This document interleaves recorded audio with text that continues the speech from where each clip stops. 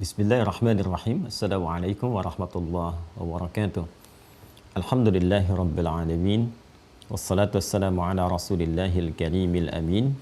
Nabiyyina Muhammadin wa ala alihi wa sahbihi ajma'in wa ba'd. Faya ahbaballahi wa ahbab rasulihi sallallahu alaihi wasallam. Usi nafsi wa iyyakum bitaqwallahi faqad fazal muttaqun. Fala tamutunna illa wa antum muslimun. Faqala ta'ala Ya ayyuhalladzina amanu taqullaha haqqa tuqatih wa la tamutunna illa wa antum muslimun. Saudara-saudariku, alhamdulillah bersyukur pada Allah Subhanahu wa taala kita diberikan kesempatan oleh Allah untuk kembali beraktivitas sesuai dengan ajal yang telah Allah tetapkan kepada kita semua. Semoga seluruh aktivitas kita diridhoi oleh Allah Subhanahu wa taala. Kita juga bermohon kepada Allah semoga seluruh hamba Allah yang berkehidupan sampai detik ini namun belum beriman dikuatkan jiwa dan lisan mereka untuk bersyahadat sebelum wafat dan kembali kepada Allah. Pun demikian dengan para pelaku maksiat, dan boleh jadi kita termasuk di antaranya, diberikan kekuatan, hidayah, kelembutan pada jiwanya untuk mau bertobat sebelum wafat dan kembali kepada Allah.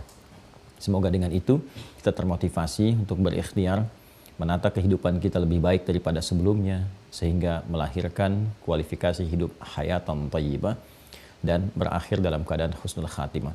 Untuk itu, mari kita mencoba untuk berikhtiar dengan cara mengokohkan amal soleh itu dengan pondasi keilmuan yang kuat, dan akidah adalah bagian pokok dari pondasi yang dimaksudkan.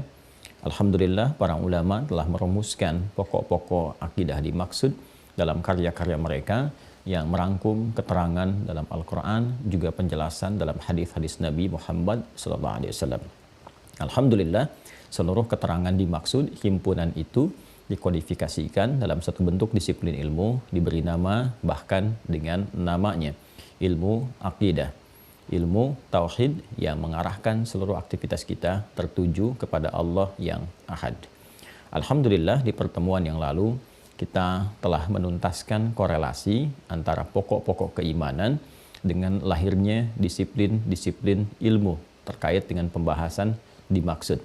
Baik disiplin ilmu itu penguatan langsung terhadap bab akidah, ataupun nanti implementasi dari akidah itu sendiri yang melahirkan amalan, atau disebut juga dengan syariat yang nanti juga melahirkan disiplin ilmu tersendiri yang disebut dengan fikih. Kali ini dalam rangka penguatan iman, pokok-pokok keimanan agar tidak melemah, atau dalam bahasa kita penyebab kuat dan lemahnya iman, kita akan mencoba melihat bagaimana Nabi Shallallahu Alaihi Wasallam memberikan pembinaan, penguatan, motivasi kepada umat beliau Shallallahu Alaihi Wasallam, khususnya di era beliau berkehidupan, pada sahabat-sahabatnya yang tentunya akan terangkum dalam buku-buku hadis yang disampaikan kepada kita. Kali ini kita akan mencoba menjadikan satu di antara sekian kitab hadis sebagai referensi pembahasan. Seperti saya janjikan, hari ini kita akan bersama pembahasan kitab Al-Imam Al-Bukhari atau Imam Muhammad bin Ismail bin Ibrahim bin Al-Mughirah bin Al-Bardizbah yang terlahir di kota Ju'fah, kemudian juga di Bukhara, sehingga dikenal dengan Al-Imam Al-Bukhari di Khurasan yang sekarang di wilayah Uzbekistan. Kita insya Allah akan memulai dengan pembahasan kitab dimaksud, dan saya pernah tunjukkan kepada Anda ada beberapa versinya. Ini yang versi tanpa terjemahan seperti ini, ya. Nah, yang ini nanti yang dari kitab aslinya, ya, Imam Al-Bukhari.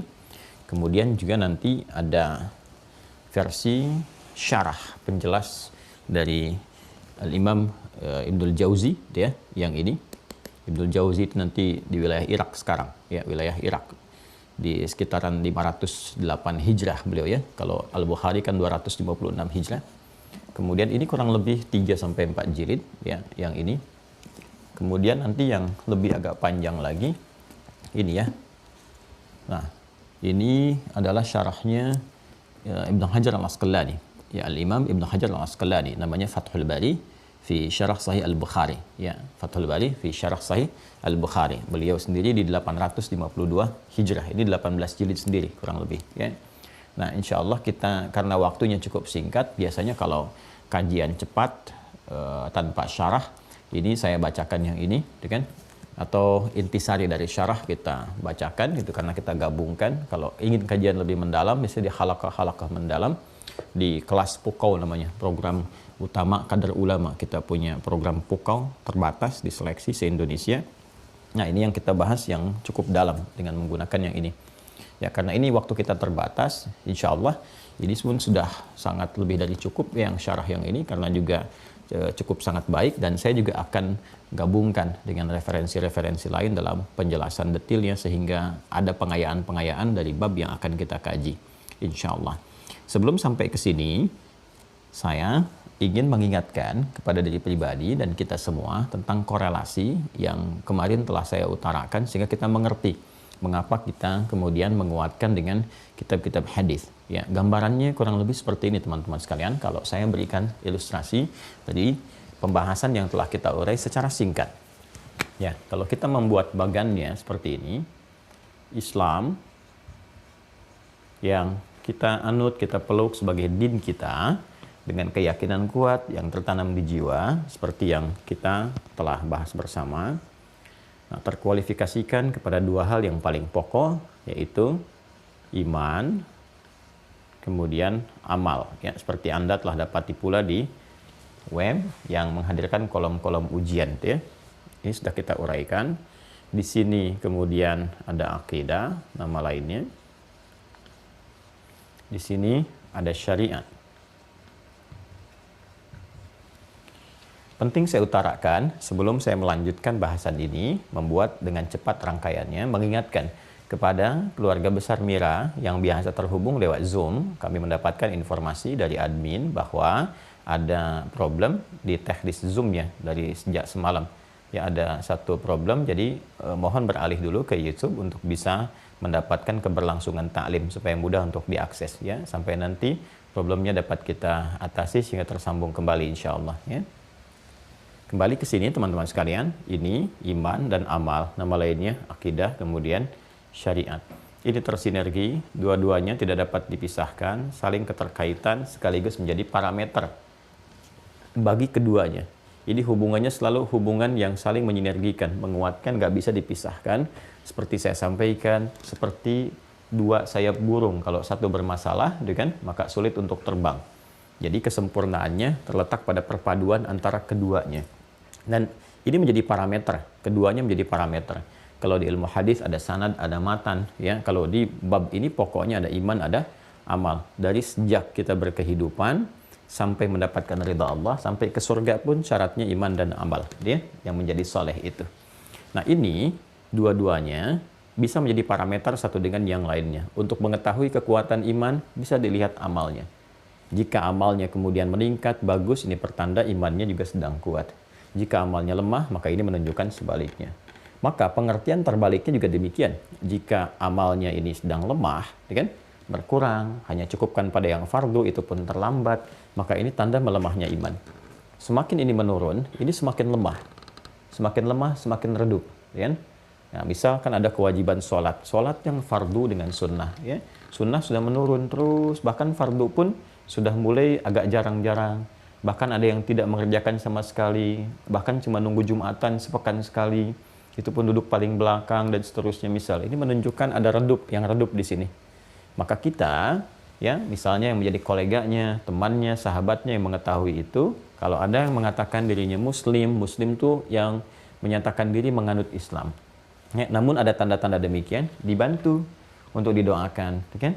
Dengan doa kita di sepertiga malam, ya, dalam sujud kita, kemudian dakwahi dengan kelembutan, dengan cara yang baik, dengan tuntunan, kan? Bisa dengan tontonan, kalau tuntunan kita tunjukkan, ajak, dengan tontonan dikirimkan, ya, ceramah-ceramah yang menyejukkan, yang baik, hikmah dan sebagainya, sehingga ada sentuhan kepada jiwa untuk berubah. Demikian seterusnya. Ini butuh penguatan, butuh motivasi.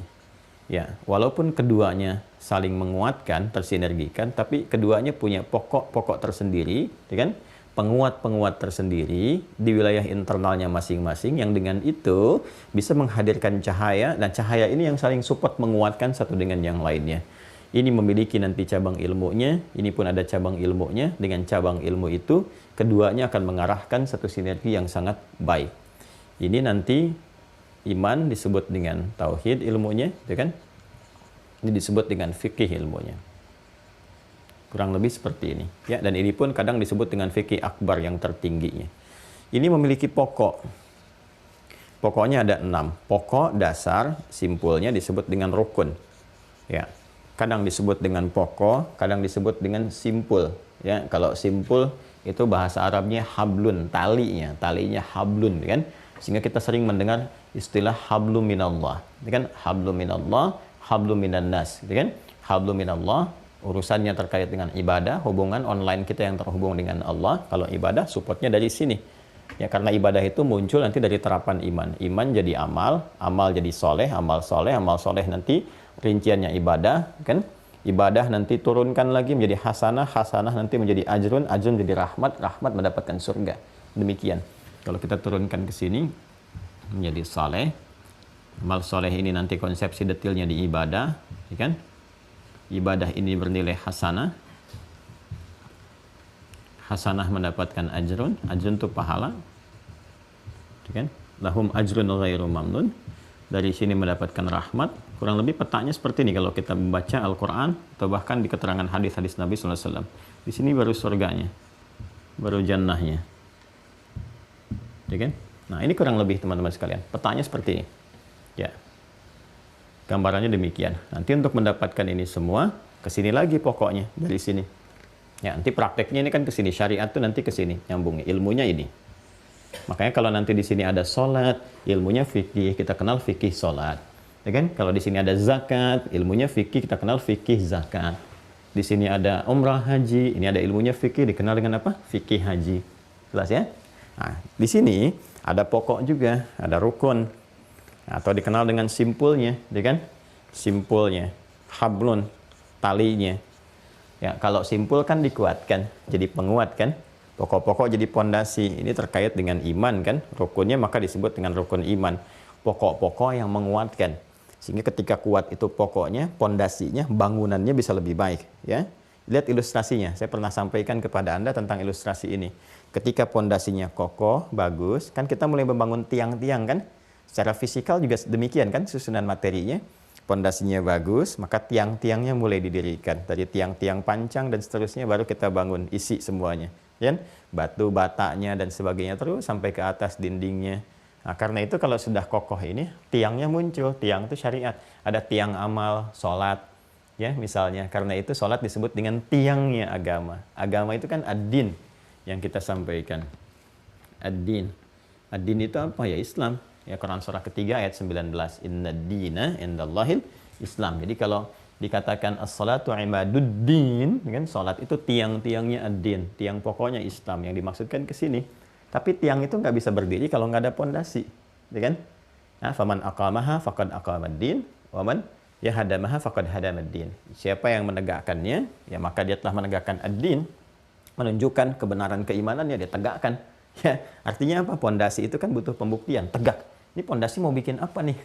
Orang kan kalau sudah membuat pondasi, sekitarnya bertanya, itu mau dibangun apa ya? Ya kan? Nah, jadi nampak terlihat nanti pondasi itu jelas ketahuan ada apa dan seterusnya kalau bangunannya mulai muncul. Oh, ini rupanya. Kita juga sama, kalau sudah ada pengakuan Islam, saya muslim, asyhadu an la ilaha illallah, asyhadu anna muhammadar rasulullah, maka ditanya tuh bangunannya apa ya kelihatannya. Ya, karena sudah ada pondasi yang mau dia bangun harus kelihatan, maka pembuktian dari sini. Itu korelasinya. Indah Islam itu Masya Allah gitu ya, kalau kita coba dalami, pahami dengan hati yang bening, yang jernih, yang pemikiran yang objektif, rasionalitas digunakan dengan baik, semuanya tidak ada yang tidak terkorelasi, terhubung semua, terhubung sampai ke kiasan, sampai ke implementasi kehidupan, sampai kemudian ke kiasnya, analoginya dalam keberhidupan kita. Jadi antara metafisik dengan dunia fisikal itu semuanya terkorelasikan. Bahkan kalau mau dibawa ke aspek keilmuan pun, sampai ke yang real, yang nyata dalam kehidupan, sampai yang ke eksakta, itu berkehubungan satu dengan yang lainnya. Ya, berhubungan, berkorelasi. Nah, ini simpulnya nanti disebut dengan akidah. Nah, kalau sudah simpul kan tali. Kalau tali itu kan dikuatkan, ya kan? Dikuatkan, diikat dan sebagainya. Ini ikatan yang disebut dengan akidah. Dari kata akadah, ya kan? Ini ada 6 pokok, sudah kita bahas. 1, ya kan?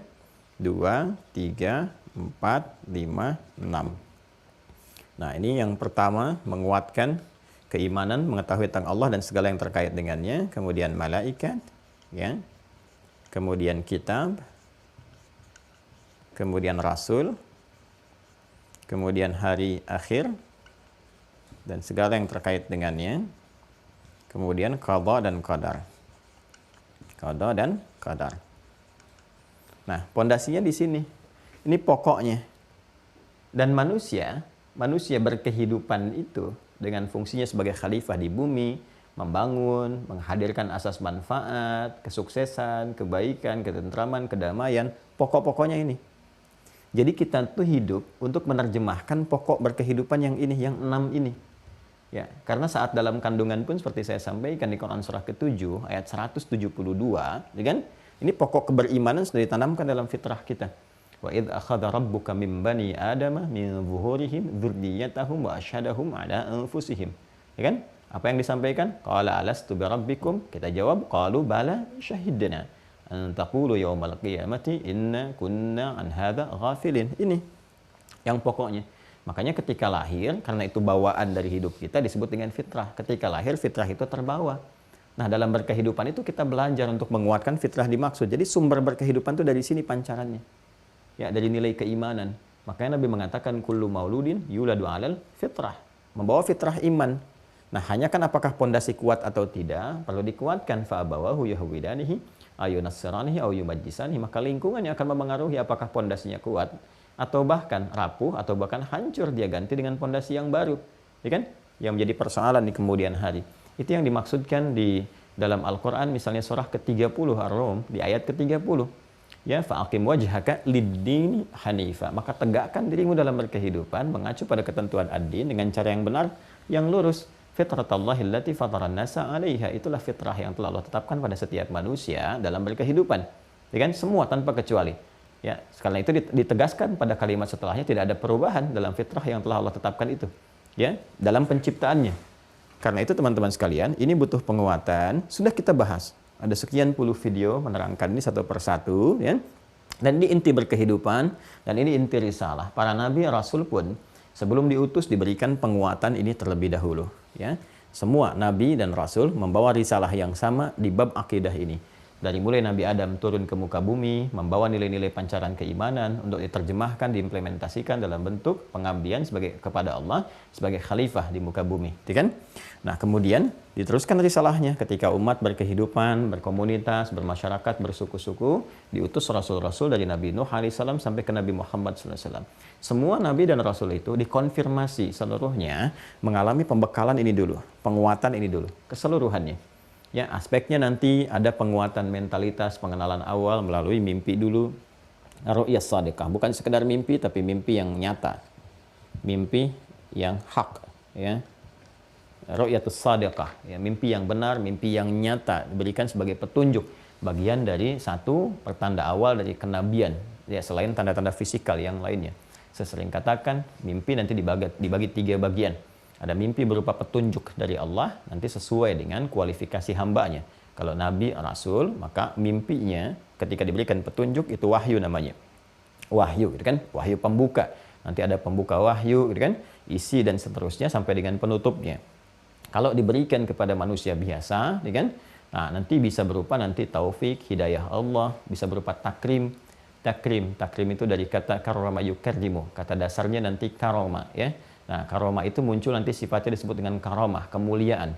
Satu pertanda dalam mimpi yang memberikan gambaran dari Allah untuk memuliakan seorang hamba. Macam-macam bentuknya. Bisa taufik, bisa hidayah, ya, bisa kabar gembira dan sebagainya. Tapi tidak selevel dengan level yang di atasnya, yaitu nubuwah. Level kenabian yang mendapatkan wahyu. Macam-macam. Ya, bahkan nanti seperti kita beristikharah, pengen minta petunjuk dan sebagainya, kadang datang lewat mimpi salah satunya. Itu yang bersumber dari Allah. Yang kedua, hadithun nafsi, ya, memori yang tersimpan di dalam benak kita dari cara kita berkehidupan, beraktivitas sebelum kita tidur. Jadi umumnya saat kita beraktivitas, ya, semua terekam dalam memori kita.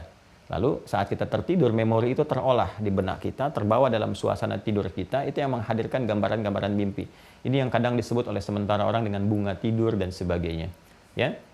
Kemudian yang ketiga, waswas syaitan. Ini yang dimasukkan oleh setan sebagai bagian dari godaan saat kita tertidur. Masuk itu gangguan-gangguan.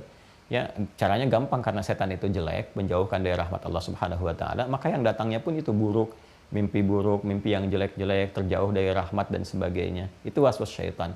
Dan Masya Allah di Islam pun komplit. Itu semua ada turunannya, bab detilnya sendiri. Bahkan nanti ada kitab tentang mimpi, Kitabul Ahlam, tentang mimpi, petunjuk-petunjuknya begini dan sebagainya. Ya, nanti mengatasi ini bagaimana. Bahkan mimpi buruk pun itu ada solusinya. Kalau bangun seperti ini, dari yang paling sederhana sampai yang paling kompleks. Ini menunjukkan syariat ini benar. Ya, karena Allah meminta kita menjalani kehidupan. Kita tanya bagaimana caranya, bagaimana petunjuknya. Kalau didapatkan petunjuknya berarti kan harus lengkap, harus menjamin semua aktivitas kita, baik saat terjaga pun demikian saat tertidur. Nah, kalau Anda komparasikan, Anda akan temukan tidak ada yang sedetil dalam Islam menjelaskan itu dan menjangkau semua tatanan aspek kehidupan kita secara detil. Dan dahsyatnya itu bisa dilacak sumbernya dan bisa diriset, dianalisis, dan pada akhirnya pun kebijakan untuk memutuskan dikembalikan kepada kita sendiri. Ya silahkan, dan kita dengan berkesadaran tinggi menanggung resiko masing-masing. Indah sekali. Ya, kembali ke sini. Ini yang berlangsung, Rasulullah SAW mengalami ini juga, seperti Nabi Yusuf mengalami ini, Nabi Ibrahim mengalami ini, dan seterusnya gitu kan. Nah, ini berlangsung kurang lebih, ada referensi mengatakan 6 bulan berlangsung ini sebelum masuk pada fase pengangkatan dari kenabian. Ya, kemudian pada usia 40 tahun Nabi Muhammad SAW mendapatkan juga penguatan keilmuan. Sudah fase ini, ada fase pembekalan dan penguatan. Ya. Dan penguatan secara internal. Sebagaimana Nabi Yusuf alaihissalam dikuatkan secara internal dulu, ya konsultasi ke ayahandanya dulu, ya kan? Ya ke ayahandanya, yaitu kita naikkan ke atas terus ada ketemu Nabi Yakub, ya kan? Nah, Nabi Yakub naik ke atas lagi dan Nabi Ishak, Nabi Ibrahim, jalur satu lagi Nabi Ismail nanti sampai ke Nabi Muhammad SAW. Nah, konsultasi kan ke ayahandanya. Diabadikan kan di Quran surah Yusuf surah ke-12 itu ketika beliau mengatakan saya bermimpi ya ayahku sayang itu kan, ayahku sayang itu menggunakan kata abati, ada abi, ada buya, ada abati, itu berbeda secara singkat ya, secara singkatnya kalau abi itu penghormatan ayah untuk menunjukkan sifat ayah dengan rasa hormat, kalau buya itu rasa sayang ya untuk menunjukkan satu kasih bentuk sayang, jadi hubungan yang dibangun dengan dasar sayang. Bisa nanti sifatnya hakiki, bisa majazi. Kalau majazi itu di keilmuan misalnya, kita menyayangi orang-orang saleh, orang-orang alim, orang pintar, kita katakan buya. Ya walaupun tidak ada hubungan misalnya genetik antara satu dengan yang lainnya. Kita kenal dengan Buya Hamka misalnya kan, untuk menunjukkan kita punya rasa sayang yang dalam sehingga mendoakan beliau, mengikuti ilmunya dan sebagainya. Kalau kita gabungkan antara sayang dengan hormat, itu disebut dengan abati namanya. Ya, abati. Di ibu juga ada ummi, umayyah, kan amati. Itu gabungannya. Jadi kalau kita katakan abati, itu artinya sayang dan hormat. Dan di Al-Quran, diksi yang menunjuk kepada hubungan anak dengan ayah, itu selalu komunikasinya sayang dan hormat. Ya, ayah manggil bunayya, bunayya, bunayya, anak memanggil ya abati inni ara fil manami, dan seterusnya. Ya, hei, duhai ayahandaku, saya melihat dalam mimpi, duhai ayahandaku dengan penuh hormat dan sayang. Demikian Nabi Ismail juga menjawab ya, ketika ketika Nabi Ibrahim bermimpi dikonfirmasikan jawabannya ya abatif al ma tu'mar, duhai ayahanda dengan rasa hormat dan sayangku, cepat kerjakan. Ini pasti wahyu, ini pasti petunjuk dari Allah. Itu bisa terbaca. Ini konfirmasi di internal, Nabi Muhammad pun demikian SAW. Ada penguatan begitu mendapat itu, dikonfirmasi dengan istrinya ya, Sayyidah Khadijah tercinta, istri Nabi sallallahu alaihi wasallam, ummul mukminin, Masya Allah, semoga Allah merahmati beliau, menyayangi kan, sebagaimana Nabi memberikan juga petunjuknya, dan semoga rahmat itu pun disertakan kepada kita ya, sesuai dengan kapasitas dari amal saleh kita dan rahmat Allah Subhanahu wa taala kepada kita. Dikonfirmasi lagi. Nah, karena Nabi Muhammad itu risalahnya risalah penutup terakhir, maka harus mengonfirmasi nabi-nabi sebelumnya, risalah sebelumnya. Dan yang didengar oleh Sayyidah Khadijah, ya kan, membawa informasi risalah-risalah sebelumnya itu, diantaranya siapa? Waraqah bin Nawfal, dari koleganya juga. Maka dikonfirmasikan, benar nggak ini yang disebutkan di kitab sebelumnya? Ini suami saya ada tanda-tanda begini dan sebagainya. Dikonfirmasi, ternyata malah dibenarkan kan? Ini menunjukkan kebenaran risalah Nabi Muhammad yang diakui. Oh, coba dicek dulu satu-satu, apa yang kamu lihat, apa yang kamu rasakan. Begitu diceritakan, ya ibna akhi, Masya Allah, duhai anak saudaraku. Ya, disampaikan. Ini kamu telah mendapatkan begini, seperti Musa mendapatkan seperti itu, seperti Isa mendapatkan demikian, disebutkan. Ya, dan beliau sangat memahami tentang Injil, makanya menuliskan Injil dengan bahasa Ibrani, disampaikan oleh beliau. Bukan Bible ya, tapi Injil. Beda antara Bible dengan Injil, beda. Kalau Bible dari Biblos itu catatan. Ya, dengan penilaian persepsi masing-masing. Kalau Injil, ini disebutkan kepada kitab yang diturunkan pada Nabi Isa. Nah, itu waktu turun-temurun disampaikan terjaga, ya, dan di kitabnya itu tertuliskan ada Waraqah bin Nawfal di antara yang menyampaikan itu, menulis dengan bahasa Ibrani, disampaikan di lingkungan jahiliyah pada masa itu, tapi sangat terbatas, tidak banyak menyebar gitu kan pada saat itu. Nah, Sayyidah Khadijah mengetahui, yang dikonfirmasi, disampaikan. Nah, dan itu dijelaskan di Al-Quran juga, Quran surah ke-61 As-Saff, di ayat yang ke-6, tentang berita Nabi Isa alaihissalam yang akan kedatangan Nabi penutup. Wa mubasysyiran bi rasuli ya'ti min ba'di ismuhu Ahmad. Dan Nabi Isa memberikan kabar gembira akan datangnya Rasul penutup setelah beliau, yang diantara sifat karakteristiknya adalah sangat terpuji, ibadahnya kepada Allah tinggi. Sebutan itu disebut dengan Ahmad. Nanti nama sosialnya disebut dengan Muhammad SAW. Ya, nanti ada Al-Mahi, Al-Kafi, gitu kan. Kemudian juga Muhammad SAW, ada Ahmad dan turunan-turunan lain, nama sifat yang mulia. Bahkan sebelumnya, jauh sebelum itu, ya, kurang lebih 28 tahun ya. Kalau itu kan tadi 40 tahun, dikurangi 28 kan 12. 12 tahun saat dibawa oleh pamannya Abu Talib, seperti pernah saya kisahkan, dikonfirmasi juga ya oleh pendeta juga yang lebih jauh lagi di Syria, ya kan, namanya Buhaira atau George dikenalnya pada saat dikonfirmasi, dan itu secara faktual bisa didapatkan, dilacak dalam sejarah. Silahkan cek, siapapun yang menulis tentang buku sejarah, sirah kalau dalam bahasa Arab, dicek itu, ditemukan referensi itu kan pembuktian. Di sejarah membuktikan kebenarannya, referensinya terang dan jelas, kemudian wahyu dikonfirmasi.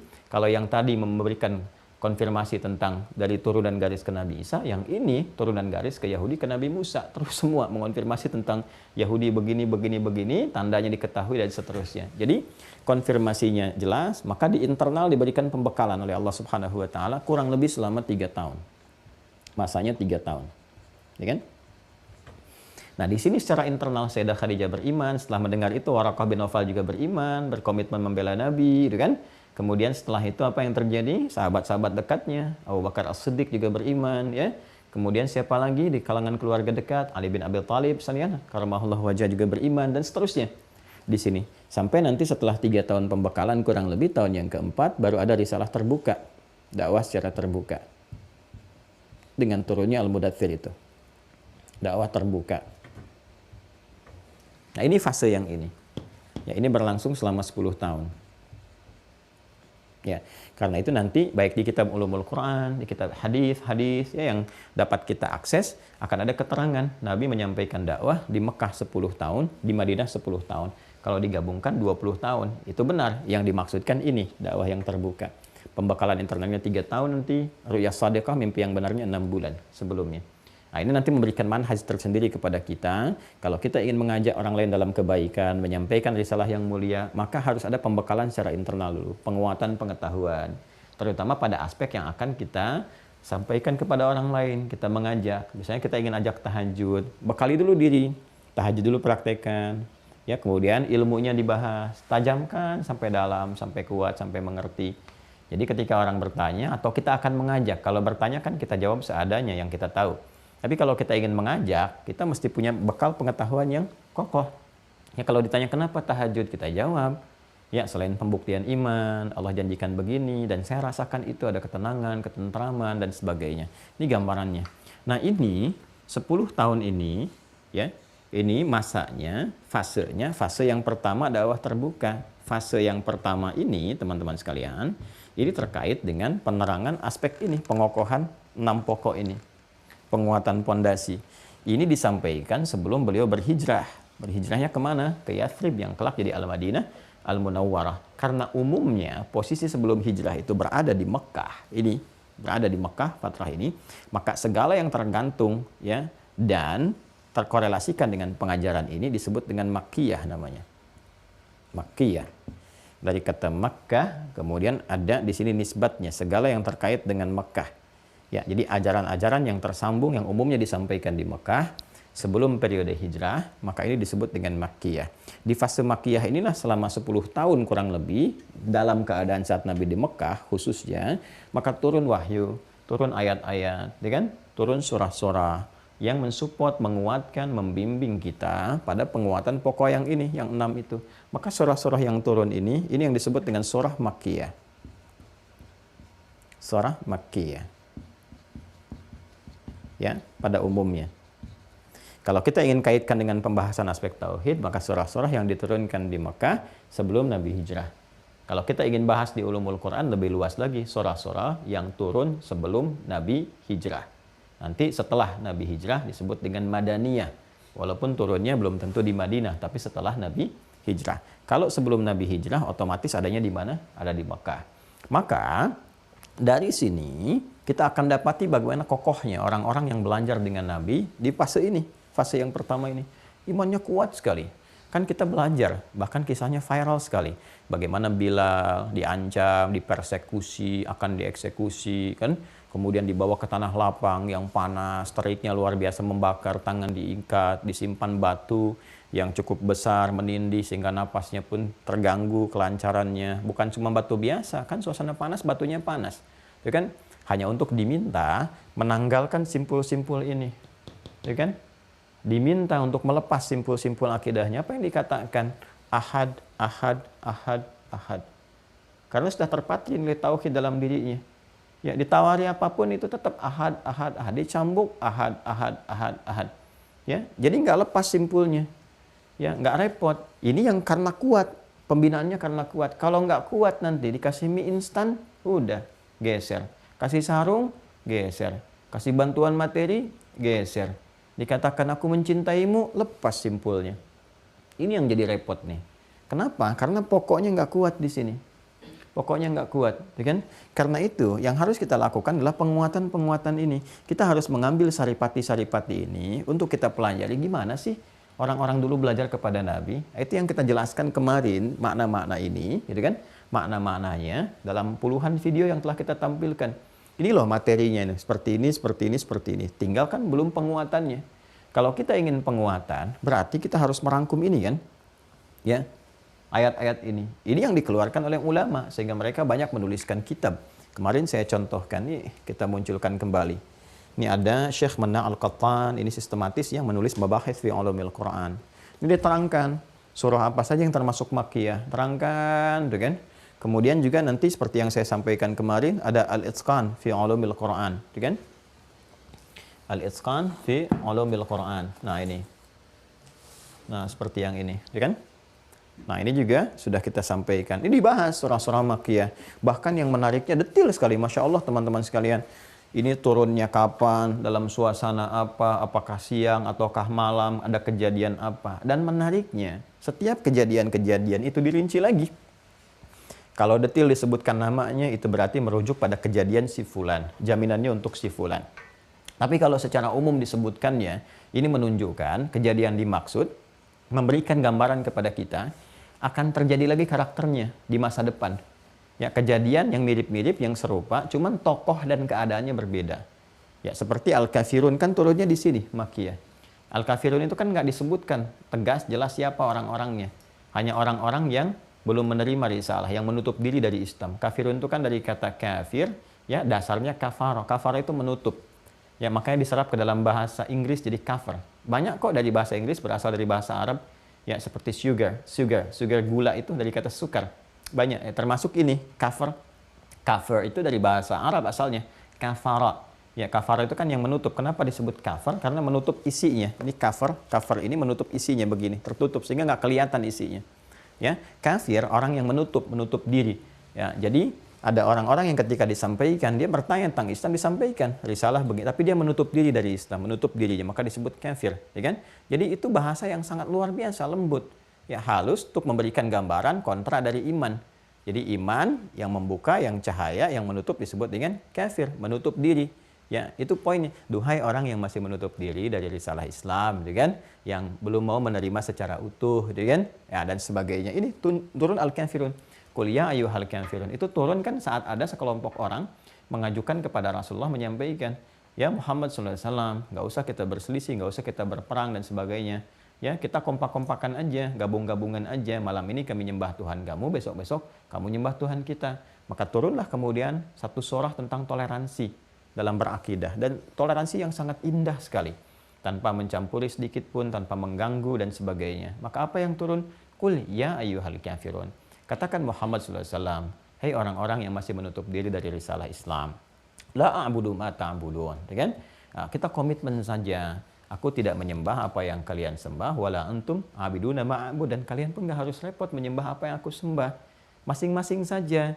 Kalau mau diuji, dikomparasikan, silahkan saling mempelajari. Anda mengenal tentang Islam, Islam menjelaskan begini, begini, begini. Silahkan riset tentang Tuhan, konsepsinya, di teologinya, ya di ilahiyatnya, silahkan dicek. Kalau yakin, alhamdulillah. Tidak, resiko masing-masing. Sampai ke ujungnya, lakum dinukum waliyadin. Kan? Kalian apa yang kalian yakini, kami apa yang kami yakini. Kalau ingin mempelajari, silahkan. Kalau ingin dikomparasikan, silahkan. Mana yang kitab kalian, mana yang dianggap wahyu, silahkan dibandingkan dengan Al-Quran. Dicek apakah ini benar, cek lewat perjalanan sejarah, cek lewat riset ilmiah, cek pembuktiannya. Ya, makanya di Islam nanti akan sangat indah kalau kita turunkan setelah ini kita uraikan. Nah, itu manhaj yang dibawa demikian. Nah, kalau disampaikan umum, maka dalam kaidah tafsir diantaranya menyebutkan peristiwa itu akan terjadi lagi. Di kemudian hari akan kita temukan orang yang mengajak-ngajak, gitu kan? Orang yang menyoal dan sebagainya. Maka sudah jelas di situ. Turun ayatnya, lakum dinukum waliyadin. Sudah konsepsinya masing-masing, nggak usah saling mengganggu. Dan nggak perlu ikut-ikutan, itu toleransi tertinggi itu tidak ikut-ikutan. Ya, tidak ikut-ikut, karena mengikuti sesuatu sementara kita menolaknya, itu ciri dari nifak namanya. Munafik juga. Ya, kita menampakkan di wajah kita seakan seperti toleransi, iya, tapi di hati kita mengecamnya, tidak mengakuinya. Nah, itu kan dusta, itu kan tidak jujur gitu. Maka kejujuran dalam berakidah menjadikan kita membiarkan masing-masing ya beraktivitas 100% sesuai dengan masing-masing, mandiri tanpa harus mencampurinya. Tidak boleh mengganggu, merusak, apalagi menghadirkan gangguan-gangguan yang tajam secara fisikal, ada yang membom ini dan sebagainya, itu nggak boleh sama sekali, dosa. Ya, bahkan dianggap suatu hal yang besar, ya merusak dan seterusnya, itu tidak diperkenankan demikian. Maka kalau ada yang seperti itu patut dipertanyakan keislamannya, bisa dilacak belajar dari mana. Tapi saat yang bersamaan orang yang mengajak-ngajak pun ya, mengajak untuk masuk ke dalamnya, mengajak ikut serta dan sebagainya, itu pun bermasalah juga. Jadi toleransi yang tertinggi itu selesai. Dapat di mana itu? Makiyah. Jadi kalau kita turunkan ayat-ayat ini, jelas nanti ini akan kuat. Dan melahirkan sosok-sosok seperti Bilal bin Rabah, kan? Umar bin Khattab, Abu Bakar As-Siddiq, Uthman bin Affan, dan seterusnya. Dan seterusnya. Ini orang-orang yang belajar di sini nanti fase awalnya disebut dengan As-Sabiqun Al-Awwalun. As-Sabiqun Al-Awwalun, 40 orang. Jadi kalau suatu saat ya, kalau sudah agak enak, agak nyaman, nabung aja dulu dari sekarang. Mungkin ini salah satunya yang Allah berikan kepada kita, hikmahnya bisa menyiapkan diri. Nabung dengan baik, nanti kalau sudah ada umrah, sudah lebih nyaman, sudah enak, nah insya Allah sama-sama berangkat. Jadi saya tunjukkan di mana belajarnya nih, yang As-Sabiqun Al-Awwalun, terutama yang 40 orang pertama. Nabi ngajarin akidahnya di mana, di tempat siapa. Ada anak muda usia 17 tahun, masuk Islam kurang lebih yang ke-17 dalam urutannya, namanya Arqam bin Abi Arqam. Tempatnya di mana? Rumah nabinya di mana? Rumah tangga dengan Sayyidah Khadijah di mana? Ini jelas sekali, bisa dilacak. Jadi tempatnya secara geografis ada, bukti petilasannya juga ada, di sejarah disampaikan ada, semua sepakat ada, dan apa yang disampaikan pun abadi sampai sekarang. Dan uniknya, dahsyatnya, itu bisa dilacak. Ya, surah-surah Makkiyah dibuktikan. Ini melahirkan disiplin ilmu. Karena yang turun nanti ayat-ayat Al-Quran, kan? Maka ilmu yang terkait seperti saya sampaikan kemarin disebut dengan ulumul Quran. Ulumul Quran. Nah, ini dikodifikasikan oleh para ulama. Jadi kitab-kitab tadi yang saya perkenalkan itu. Ini dahsyatnya. Jadi keilmuan kita itu, teman-teman, sudah teruji. Di Islam itu pondasi keimanannya didukung dengan ilmu. Tuh. Dan ilmunya bisa diriset, bisa diuji, bisa dikaji. Jadi ini yang menjadikan dalam Islam itu keyakinannya terjaga lewat ilmu. Jadi kalau mau dikonfirmasi ketemu semua. Kita dapat sekarang ya misalnya kitab suci Al-Quran. Ya kita imani, kita yakini, kita ibadahi, berinteraksi. Itu bisa dilacak. Dari mana kamu dapatkan Al-Quran? Kita ngaji aja. Itu ada sanadnya ke atas. Saya ngaji dari si fulan dari si fulan, dari si fulan, sampai ke Nabi SAW. Ini ada sanad. Ya, makanya di ilmu qiraat itu ada sanad guru-guru ke atas. Saya belajar di Tripoli itu guru-guru saya punya sanad semua ke atasnya. Ada Syekh Dukali, Muhammad Al-Alim, ada Syekh Ali Al-Libi, Syekh Ali Al-Nijeri. Itu kalau ditarik ke atas dari riwayat-riwayat yang berbeda pun, riwayat berbeda itu cara bacanya, isinya sama semua. Ya, karena nanti dialek-dialek di Arab itu kan dialeknya cukup banyak. Karena itu Al-Quran nanti turun menyampaikan ya kepada kita lewat Nabi Muhammad SAW, itu kan dengan bahasa Arab yang fasih yang mencakup semua dialek ini. Baik yang bacanya pakai a, wadduha contohnya, atau ada imalah kayak wadduha, karena ada sebagian suku-suku Arab itu dia kalau berbicara a itu menjadi ya, seperti kalau wilayah kayak Palestina Ya, terus kebagian nanti kalau kita tarik lagi ke sini dekat-dekat menular ke wilayah Irak dan seterusnya, gitu kan? Itu kalau kita bicara termasuk Syria sebagiannya. Kalau kita sampaikan A, dia E. Ya, kaifa halik, gitu kan? Dan seterusnya. Nah, itu bagi suku-suku yang demikian, itu turun nanti bisa disampaikan dengan riwayat yang menjangkau dialek mereka. Makanya ada imalah di antaranya. Ya, dan turunan lain nanti ada ilmunya juga di sini. Diterangkan, bisa diuji, bisa dilacak sehingga sempurna. Nggak ada cacat. Dan yang paling menarik itu, setiap orang yang menyampaikan, itu ada catatannya sendiri. Si fulan siapa keterkaitannya, lahir di mana, tanggal berapa, tahun berapa, gurunya siapa, muridnya siapa, apa penilaian guru terhadap murid, murid terhadap guru, lengkap semua. Bisa dikonfirmasi. Nah, sekarang coba komparasikan, ada nggak Anda temukan yang seperti itu? Ya, misalnya ada kitab suci disampaikan, terus Anda yakini sebagai kitab suci, firman Tuhan, di situ cek, sampai ketemu jalur ke orang yang menyampaikannya. Dia menyampaikan si fulan tahu dari mana? Ya, sampai tersambung misalnya terus. Kita ambil dari, misalnya sekarang ada yang menyampaikan ini Taurat. Coba lacak. Dari mana Anda bisa tahu ini Taurat? Nyampaikan siapa sampai ke Nabi Musa? Jalurnya siapa? Ada yang berkehidupan dengan orang ini di waktu yang sama. Yang menegaskan dia menerima itu risalah dari orang sebelumnya, orang sebelumnya, orang sebelumnya. Sampai diketahui. Dia tinggal di mana, lahir kapan, wafat kapan, temannya siapa, gurunya siapa, teman-temannya siapa yang menguatkan risalah ini. Ditemukan nggak? Ya, Nabi Isa misalnya, sama. Ya, meneruskan Injil. Nanti ada catatan-catatan. Coba dicek lagi. Ini nerima dari siapa? Dari mana taunya ini catatan benar? Siapa yang bisa menguatkan ini? Siapa yang membuktikannya? Nah, ini diperjelas lagi kodifikasi ini teman-teman sekalian dengan penjelasan Rasulullah. Nah, taklim Nabi yang mengajarkan isi Al-Quran ini yang kelak dikodifikasikan di ilmu Qurannya, di ulumul Quran, penjelasan Nabi, keterangan-keterangan Rasulullah yang menerangkan tentang surah-surah Makkiyah ini disebut nanti dengan hadis. Ya, yang jejak diikutinya disebut dengan sunnah. Nanti penjelasan nabinya, kalau kita ikuti jejaknya disebut dengan sunnah, isi yang disandarkan disebut dengan hadis. Nah, hadis ini yang menjelaskan tentang konfirmasi ayat-ayat ini untuk penguatan iman. Nah, maka hadis pun saat disampaikan oleh Rasulullah, diterima oleh para sahabat, dipraktekkan sehingga melahirkan ketangguhan iman yang sangat luar biasa. Dibawa kemanapun kuat luar biasa. Ya, disogok, malah ditanya sampai ke orang Baduy. Umar coba ngetes, Umar bin Khattab itu sepeninggal Nabi, coba ngetes tuh. Dengan kurikulum yang serupa diajarkan, kan, sepeninggal Rasulullah, itu orang Arab Baduy, penggembala kambing, dites oleh Umar.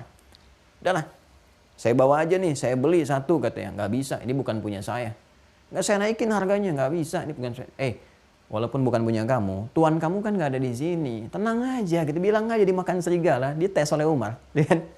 Bilang aja dimakan serigala, gitu kan. Kamu kan aman pulang. Fa'inallah. Maka Allah di mana katanya? Coba lihat, konektivitas antara dirinya dengan Rabbnya itu tinggi. Ya, dia lebih takut tuh kan, merasa diawasi oleh Allah, dihisab oleh Allah, dibandingkan dengan tawaran-tawaran manusia. Fa'inallah. Lalu Allah di mana? Maka Masya Allah, Umar sangat bersyukur, gitu kan? Memberikan respon yang luar biasa. Artinya ketika beliau jadi pemimpin, beliau kan akan dihisab oleh Allah.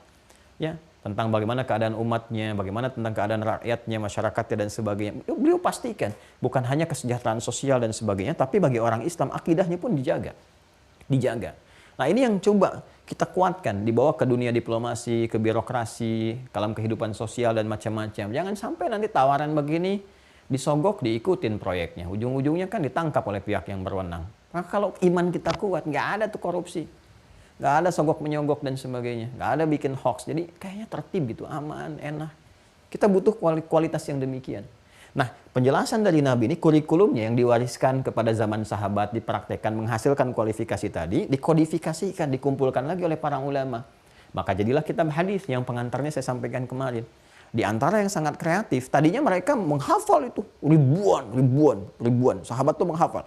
Ya, sampai banyak, yang ada yang 5.000, ada yang 2.000, ada yang macam-macam kumpulkan. Dilacak lagi oleh para ulama setelahnya. Ya, jadi setiap sahabat ngajar, ada yang mencatat, dikumpulkan. Begitu dikumpulkan, jadikan kurikulum hidup, dibuat topik-topik. Ya, 1 sampai sekian. Di antara yang paling rinci, menuliskan, menggabungkan itu semua, di antaranya Imam Muhammad bin Ismail yang dikenal dengan Imam Al-Bukhari karena berasal dari Bukhara. Maka muncullah Sahih Al-Bukhari. 97 topik. Ini pun dahsyatnya bisa dikonfirmasi. Ya, jadi sebagaimana Al-Quran terjaga karena Allah langsung yang menjaganya, karena itu sampai sekarang dari lafadznya, ya, dari bacaannya, itu semua sempurna sampai hari ini, nggak ada yang berubah. Di Quran surah 15 Al-Hijr ayat ke-9 jaminannya nyata. Inna nahnu nazzalna dzikra wa inna lahu lahafizun. Kami yang telah turunkan Al-Quran sebagai pengingat, menjaga untuk mengingatkan kita dengan Allah Subhanahu wa taala, kan? Menuhankan Allah, mendekatkan diri ibadah kepada Allah, dan kata Allah demi keagunganku Al-Quran dijaga langsung. Ya, Allah memberikan sebuah jaminan. Ya, jaminan garansi bahwa ini akan terjaga terus sampai kembali pada Allah Subhanahu wa taala. Nah, hadis ini yang paling menarik, penjagaannya berlangsung lewat sanad. Ya, sanad. Tapi karena perbedaan hadis dengan Al-Quran, lafadznya tidak langsung bersumber dari Allah, tapi maknanya dibimbing oleh Allah. Nabi menyampaikan lewat bahasa Nabi untuk memudahkan penjelasan Al-Quran. Sedangkan Al-Quran, lafadz dan maknanya langsung dari Allah. Itu kan sebagai gambaran, ini firman bimbingan langsung dari Allah disampaikan sebagai petunjuk untuk membenarkan firman Allah Subhanahu wa taala sekaligus membenarkan ketuhanan Allah. Kalau ditanya buktinya apa? Ya ini. Ada kitab, ada panduan dan sebagainya. Lalu bagaimana memahaminya? Dijelaskan kan? Ya, kalau kita kemudian bayangkan, gambarkan untuk menjelaskan kan butuh fleksibilitas, butuh kemudahan. Maka Allah membimbing Nabi lewat makna supaya tidak keluar dari penjelasan yang diinginkan oleh Allah. Lafadznya Nabi sampaikan dengan lisan Nabi. Maka untuk membedakan itu dengan ini, maka ini disebut dengan hadis namanya. Jelas ya? Maka jaminan Allah yang disampaikan di Al-Quran akan otentisitas kebenaran makna hadis lewat firman Allah, "Wa may yantiqu 'anil hawa in huwa illa wahyun yuha 'allamahu syadidul quwa" di surah An-Najm itu. Nah, ini pun teman-teman, ini bisa dilacak kebenarannya. Maka ada sanad lagi, nanti ada ilmunya lagi, ilmu hadis, kitabnya juga ada lain lagi. Ya, ini nanti ada dua lagi nih. Tuh, selalu aja tuh cabangnya begini. Ya, untuk saling mengonfirmasi. Nanti ini ada sanad, ya kan? Ini ada matan isi. Dua-duanya melahirkan ilmu lagi. Ya, ada nanti ilmu riwayat, ilmu dirayah. Ya, keduanya digabungkan jadi mustalah hadis. Jadi sanad punya ilmunya sendiri. Jadi ini bisa dikonfirmasi, bayangkan ya, jangankan Al-Quran yang sampai ke kita, yang bisa dilacak guru-gurunya. Urusan hadis pun teman-teman sekalian, antara sanad dengan matan, itu bisa dilacak juga. Ya, sanad tuh bisa dicari nih. Imam Al-Bukhari dapat dari siapa? Beliau terangkan, saya dapat dari si fulan, si fulan dari si fulan, si fulan dari si fulan, si fulan dari si fulan, sampai terhubung kepada Rasulullah SAW. Ya, ini ada ilmunya sendiri. Sampai kita mengetahui kualifikasinya dan dahsyatnya. Setiap orang yang meriwayatkan itu bisa disampaikan. Ini orang lahirnya kapan, wafat kapan, gurunya siapa, muridnya siapa, kemudian karakteristiknya bagaimana. Dan setiap karakter ini itu muncul disiplin ilmu lagi dan muncul kitab baru lagi. Untuk menyampaikan profil orangnya misalnya, ada siapa lagi misalnya? Ya, ada yang terkait dengan jarah wa ta'dil. Ya, biografi yang khusus menyoal tentang karakteristik orangnya, apakah kredibilitasnya benar atau tidak. Ada mizanul i'tidal, ada wafayatul a'yan, ya kapan orang-orang ini wafat, di tahun berapa, kapan kejadian apa, sehingga dikonfirmasi dan ini dibenarkan oleh sejarah. Ketahuan. Ya, jadi Anda bayangkan keterangan nabinya aja itu ketat sekali. Kita punya tradisi ini. Makanya Islam itu terjaga dari penyimpangan-penyimpangan. Ada pakemnya sendiri. Nggak bisa datang sendiri orang menyampaikan. Jadi kita bisa cek murni nggak dari nabi itu gambarannya. Jadi kalau ada kreativitas orang-orang sekarang menyampaikan, oh ini produk budaya ini, ya itu pasti ajaran baru itu. Ya, karena di Islam tuh punya tradisi ini. Tradisinya mengacu pada kebenaran dan dahsyatnya. Semua yang disampaikan, baik tadi Al-Quran ataupun hadis, itu berkesesuaian dengan masanya masing-masing. Menunjukkan mukjizat yang sangat tinggi. Coba silakan cek. Relevansi antara hadis di masa Nabi dengan sekarang. Masih relevan kan? Sampai kapanpun. Apalagi ayat Al-Quran. Coba, hadis tentang bangun tidur, mau dikaji sampai kapanpun, tetap akan relevan sampai sekarang. Dan terbukti nyata. Bangun, duduk dulu, hilangkan bekas ngantuk, gitu kan. Kemudian berdoa dan sebagainya. Terus itu dari mulai tata cara makan, oleh riset dibenarkan, memang seperti itu bagusnya. Ya, saya ini mengetahui hadis tentang dalamnya bagaimana, tentang dibagi tiga itu antara makanan, minuman dengan udara yang masuk ke tubuh kita itu saat meneliti kemarin tentang awal-awal COVID itu. Ya, meneliti bagaimana ketika masuk ke dalam tubuh, ya kita mengonsumsi sesuatu, gitu kan, masuk, begitu dicek, ya, wah ini ternyata yang masuk ke tubuh kita itu ada saringan-saringan, makanan masuknya lewat jalur ini, begitu makanan masuk otomatis ada bagian yang menutup seperti ini sehingga nggak masuk ke bagian udara. Ya, begitu ini sudah selesai, kebuka lagi, udara masuk lagi. Allahu Akbar. Ini karena itu wajar, nggak boleh saling menimpa satu dengan yang lain, ada porsinya. Ini porsi makanan, porsi minuman, porsi udara. Jadi kalau salah satunya berlebihan akan menutup. Ya, makanya kalau orang makannya terlalu banyak nutup sampai ke melebihi porsinya, melewati batas, itu kalau dalam bahasa apa Ukraina itu ungap ya. ungap ya, pengap itu. Jadi pengap kan kita merasakan kalau banyak makannya dipengap kan, nah, itu karena tertutup bagiannya. Karena itu Nabi proporsional mengatakan ini sepertiga, sepertiga, sepertiga. Artinya komposisinya proporsional, tergantung bagian keadaan tubuh kita sendiri. Ini dahsyatnya. Ya, termasuk ini pun ada ilmunya sendiri, ilmu matan dan seterusnya.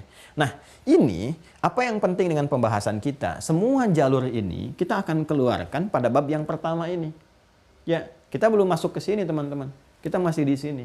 Nah, kita harus keluarkan bab-bab yang terkait dengan penguatan iman. Di antara kitab hadis yang mengonfirmasi pembelajaran yang disampaikan Rasulullah terkait dengan aspek penguatan ini adalah kitabnya Al-Imam Al-Bukhari, ya, dan kitab Al-Imam Muslim. Keduanya menjadi rujukan yang paling utama, penjelas dari keterangan Rasulullah tentang ayat-ayat yang disampaikan kepada Rasulullah SAW, ya, sebagai firman dari Allah Subhanahu Wa Taala yang bisa diriset, dikaji, ya, segala turunannya, baik dari segi riwayatnya terhubung sampai ke Rasulullah atau bahkan sampai isinya. Dan telah banyak ulama menyampaikan karya-karya dimaksud. Pengantar ini yang saya sampaikan sehingga kita bisa mengerti kalau mau ngaji kitab ini maksudnya, kita punya dasarnya. Oh, ini kenapa saya ngaji kitabnya. Oh, ini maksudnya, gitu kan? Dan kenapa kita memulai dengan Sahih Al-Bukhari? Selain karena kualitasnya dan validitas yang diakui oleh para ulama, sepakat seluruhnya, ijma ulama-ulama di muka bumi, bahwa ini yang paling kualifikasinya bagus, ya, karena memang apa ya, kitab yang lain semuanya bagus.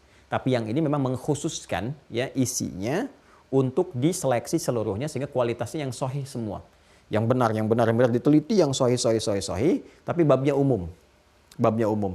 Nah, di antara sekian bab yang umum itu dibuat 97 topik, ya, yang mencakup topik umum seperti pernah saya terangkan dari 4 kualifikasi hadis pada umumnya, kitabnya itu, maka disebut dengan jami'.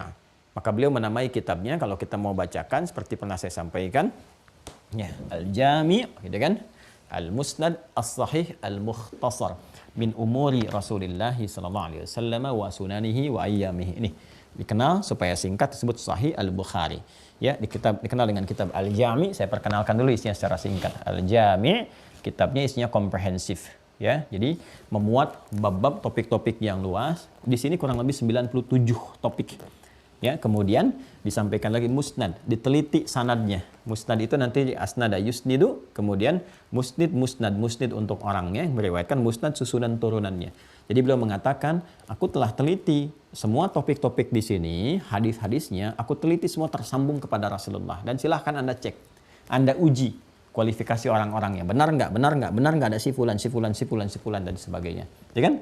Kemudian sahih, aku pastikan semuanya sahih. Sahih itu ada syaratnya lagi. Ya, disebut hadis itu sahih, termasuk nanti sanadnya ada 5 lagi. Ya, mattasala isnaduhu binaqlil adlid dhabiti anil adlid dhabiti kan min ghairi syudzudin wala illatin qadihatin. Ada 5 pokoknya. Harus tersambung sanadnya, nggak boleh putus, kan? Nggak boleh putus di tengah-tengah, nggak boleh putus di ujungnya. Jadi kalau putus di ujung, nah bergeser dari sahih kepada yang lain. Ya, kemudian mattasala isnaduhu binaqlil adlid dhabiti. Adil harus punya sifat adil dan dhabit. Ya, jadi nggak bermasalah orangnya. Nggak banyak disoal oleh orang-orang, kelihatan tolak ukurnya, kebaikan dan sebagainya. Kemudian dhabit punya kekuatan hafalan yang sangat luar biasa. Jadi ada kualifikasi, ini nggak main-main. Jadi nggak bilang A, sekarang bilang A pakai titik, nanti 5 menit kemudian jadi koma. Atau ini kayaknya begini. Nah, itu keluar kualifikasi. Bisa turun nanti berdasar kualitas hafalan. Kalau beda sedikit jadi hasan nantinya. Nanti ada muttarib, ada macam-macam. Ya, kemudian min ghairi syudzulin wala illatin qadihatin, enggak disoal banyak orang tentang perkara-perkara yang bisa menurunkan marwah dirinya atau merusak tentang keagamaannya. Ya, enggak ada pelanggaran ringan apalagi yang berat, gitu kan, pelanggaran-pelanggaran ringan. Ya, dari yang misalnya salah menatap, salah begini, salah bicara, gitu kan. Yang kadang-kadang kalau kita kan, saya pribadi suka terpeleset ya, lisan dan sebagainya, ini menjaga betul dirinya. Nah, apalagi hal-hal yang disoal oleh agama. Ya, ini ngarang-ngarang sesuatu aja, ini nggak masuk kualifikasi sehingga nggak bisa dibedakan mana hadis, mana karangan dirinya. Itu namanya diteliti keseluruhannya. Maka kata beliau, ini al-jami', gitu kan? Kemudian musnad sahih, al-mukhtasar, simple di dalamnya, nggak bertele-tele. Jadi manhajnya oleh beliau diterangkan ayatnya dulu, dikonfirmasi ayatnya, karena kan dari ayat tuh. Ya, fasenya ayat dulu, setelah ayat hadis nabinya. Ya, kalau dibutuhkan beliau keterangan sedikit, jadi kasih keterangan, nanti dibutuhkan itu diterangkan sedikit, langsung kemudian ke hadis-hadisnya. Setiap topiknya nanti banyak hadis. Setiap topiknya banyak hadis. Kemudian min umuri Rasulullah sallallahu alaihi wasallam wa sunanihi wa ayyamihi, di dalamnya terkumpul segala hal yang terkait dengan aktivitas Nabi yang bisa diakses oleh Imam Al-Bukhari. Artinya ditelusuri, diakses itu ditelusuri karena kan beliau nggak hidup di zaman Rasulullah.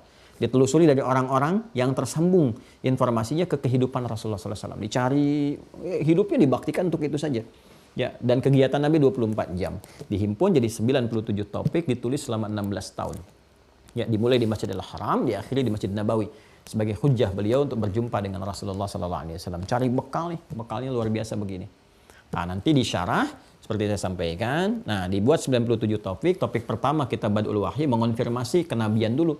Jadi kalau nanti langsung ke tiba-tiba bab akan ditanya dari mana taunya benar itu dari Nabi. Makanya jenius Imam Al-Bukhari. Dimulai dengan kitab Badul Wahyi, menerangkan tentang mula risalah wahyu untuk meyakinkan pada kita bahwa semua topik yang disampaikan, hadis yang disampaikan dari orang yang benar kenabiannya. Dari mana taunya? Disebutkan tanda-tandanya. Tanda kebenaran Nabi itu gini, dikonfirmasiku rasul-rasul sebelumnya. Ya, Nabi Nuh terus sampai ke Nabi Isa alaihissalam. Ya, menjadi Nabi itu punya tanda ini secara fisikal begini, itu kan? Ya, secara kemudian tanda-tanda kewahyuan begini, mimpi begini, macam-macam. Semua punya kesamaan. Nah, nggak mungkin beda. Semua nabi punya tanda-tanda itu. Nanti tergantung kemuliaan di masanya diberikan kelebihan-kelebihan. Ya, semacam kalau dari awal kan Nabi Nuh sendiri itu, kan? Terus nanti ada yang disiapkan lagi masa-masa berbeda. Nabi Ibrahim dengan Nabi Ismail bahkan bersamaan dengan Nabi Ishak. Kan Nabi Ibrahim kan memberikan pembekalan, penyiapan. Biasanya kalau sebelum Nabi Muhammad itu disiapkan dulu. Ya, jadi setiap nabi itu ada penyiapannya. Nabi Ibrahim menyiapkan anaknya, Nabi Ishak, Nabi Ismail diberikan pembekalan. Ya, diberikan dulu wawasan, jalan ini, itu, dan sebagainya. Nanti Nabi Ishak ke Nabi Yakub. Nabi Yakub sejaman dengan Nabi Yusuf. Nabi Yakub membuka jalan untuk Nabi Yusuf terus ke bawah. Ya, sampai Nabi Daud dengan Sulaiman. Nabi Daud membuka jalan untuk Nabi Sulaiman. Disiapkan. Bahkan di masa Nabi Ibrahim nanti ada Nabi Lut juga. Ya, terus. Ya, sampai nanti ke Nabi Musa, ada Nabi Harun juga. Ya kan? Saling menyiapkan. Ya, terus yang paling menarik apa? Nabi Isa juga didahului kan oleh siapa? Nabi Yahya kan? Bahkan sebelumnya atasnya Nabi Zakaria. Nabi Yahya membuka jalan ke Nabi Isa. Ya, jadi semua nabi dikonfirmasi, dibukain jalannya begini. Dan semua nabi itu membuka jalan untuk Nabi Muhammad SAW. Ya kan? Nah, itu karena penyempurna dibuka dan semua turunan ada. Ya, makanya semua nabi. Jadi Nabi Isa jangan salah, dibuka jalan dulu oleh Nabi Yahya. Nabi Yahya kan lahir duluan sebelum Nabi Isa, kan? Ya kan, dari Nabi Zakaria kan ayahnya. Nabi Zakaria dibuka jalan ke Nabi Yahya. Nabi Yahya nanti membuka jalan dulu untuk Nabi Isa alaihissalam. Nabi Isa masuk, risalah disampaikan. Terus semua begitu. Kalau tarik ke atas juga begitu. Nabi Harun dengan Nabi Musa alaihissalam, kan? Kemudian siapa lagi terus ke atas? Nabi Daud dengan Nabi Sulaiman, ayah anak dan seterusnya. Ada yang kerabat, saudara, kan? Isa dengan Nabi Harun kan saudara juga kalau ditariknya. Kalau tarik ke atas, ya, tarik ke atas ya terus sampai ke keluarga Imrannya. Kalau mau ditarik ke atasnya Nabi Isa anaknya Sayyidah Maryam alaihissalam. Maryam anaknya siapa? Imran, ya, Imran bin Matan. Kemudian menikah dengan siapa? Hanna punya saudaranya namanya Elisabat itu menikah dengan siapa? Nabi Zakaria. Nanti melahirkan siapa? Nabi Yahya. Nah, jadi saudaraan tuh kalau tarik ke atas, dibuka jalan. Ke atas juga sama. Nabi Musa dengan Nabi Harun saudaraan juga. Terus ke atas tuh. Ya, ada yang ayah anak seperti Nabi Yakub, ya, dan ke bawahnya Nabi Yusuf, ya, Nabi Ishak ke atasnya dengan Nabi Ibrahim, Nabi Ismail dengan Nabi Ibrahim. Terus ada yang Nabi Ibrahim dengan Nabi Lut, bersamaan semua. Dan semua Nabi Rasul itu menjadi pembuka risalah untuk Nabi Muhammad SAW. Dan bisa dilacak semua itu kesempurnaan Nabi Muhammad. Jadi semua seperti itu teman-teman sekalian. Sampai nanti tersambung ke kita. Punya tanda yang sama, maka pembukanya kita Badul Wahyi. Kalau kita udah yakin, udah belajar itu terkonfirmasikan, nanti babnya ada sendiri, pelajari, oh gini. Jadi gampang aja kalau ada yang ngaku-ngaku Nabi, Rasul, lihat nih. Wah, dari wajahnya udah kelihatan bukan Nabi. Dari wajahnya udah kelihatan. Dari kata-katanya, masa Nabi begini, masa Nabi memprovokasi, masa Nabi kata-katanya kotor dan sebagainya, kan? Masa Nabi ngajak kepada keburukan, kan? Masa Nabi ngajak kepada celaan-celaan yang buruk, ya hilang akhlak, ya, ini nggak mungkin. Udah dari wajahnya kelihatan, bukan Nabi nih mah, udah. Makanya kata Nabi, lah Nabi ya Pak, nggak ada Nabi lah, udah tepiin aja gitu. Tanda-tandanya sudah jelas. Nah kalau udah yakin seperti itu, oh yakin dari Muhammad Nabi Rasul, cirinya begini, dikonfirmasi oleh sejarah, muncul kitab sirah, muncul macam-macam, dan dari setiap eranya itu selalu ada sejarah menerangkan. Silakan cek setiap eranya. Ada yang dibikin nazam, dibikin syair, ya macam-macam terus kan. Yang syair itu kayak diba, itu kan syair yang menjelaskan tentang Nabi dan sebagainya. Ada di kitab dulu sampai kekinian. Tidak ada setiap masa, kecuali ada da'i-da'i Ya, ulama-ulama, penulis-penulis yang diantara mereka menulis kitab sirah untuk mengonfirmasi. Jadi uniknya setiap masa pun mengonfirmasi kebenaran risalah nabinya. Ini kesini dan sebagainya. Untuk membuktikan kepada setiap masa ini kebenaran risalah Nabi Muhammad SAW. Silahkan cek. Ya, di setiap masa ada kitab-kitab baru, kitab ini. Ada aja buku yang nulis, bahkan secara parsial ditulis. Ya, bahkan sampai humornya Nabi dibikin buku sendiri. Ini humornya Nabi, ini kemuliaan Nabi, tanda-tanda Nabi, macam-macam deh. Ya, sampai penulis kitab hadis juga ada. Syama'il Muhammadiyahnya karya Imam At-Tirmidzi, ya, bahkan yang menyampaikan dakwah saja, ceramah itu tentang Nabi lewat lisan, itu oleh jamaahnya juga dikumpulkan jadi buku lagi. Seperti Syekh Syarawi kan, beliau kan nggak menulis kitab tentang Nabi, tapi menyampaikan tentang gambaran risalah kehidupan Nabi dari ceramahnya itu ditulis jadi buku. As-Sirah An-Nabawiyah. Ada di sini kalau nggak saya keliru tuh. Ya, bismillah. Ini dia nih. Nah, kan ada ini ya. Nah, ini nih. Ini kitab bagus nih, teman-teman sekalian. Tuh. Ada nanti Ar-Rahiqul Maktumnya Syekh Mubarakfuri itu bagus juga, dapat penghargaan malah. Ya kan? Kekiniannya. Macam-macam lah. Ya, jadi setiap masa terkonfirmasi semuanya. Artinya apa? Udah yakin nih, udah benar. Nabi Muhammad benar, tandanya ada, sejarah membuktikan kebenarannya, rumah tempat lahirnya masih ada, tempat berumah tangganya ada, perjalanan sejarahnya disampaikan, kurang apa lagi? Jelas kan? Ya kan? Dikonfirmasi semuanya, dijelaskan semua karakteristiknya. Berarti udah yakin. Kalau sudah yakin, benar ini Nabi, ini Rasul, tinggal lihat apa ajarannya. Maka ajaran pertama dibuka oleh beliau di kitab yang kedua dari 97 topik disebut dengan Kitabul Iman. Ya, topik pembahasan yang menerangkan tentang apa? Tentang iman. Nah, kalau tentang iman pasti bahas yang ini. Kalau bahas yang ini berarti fase awal kenabian.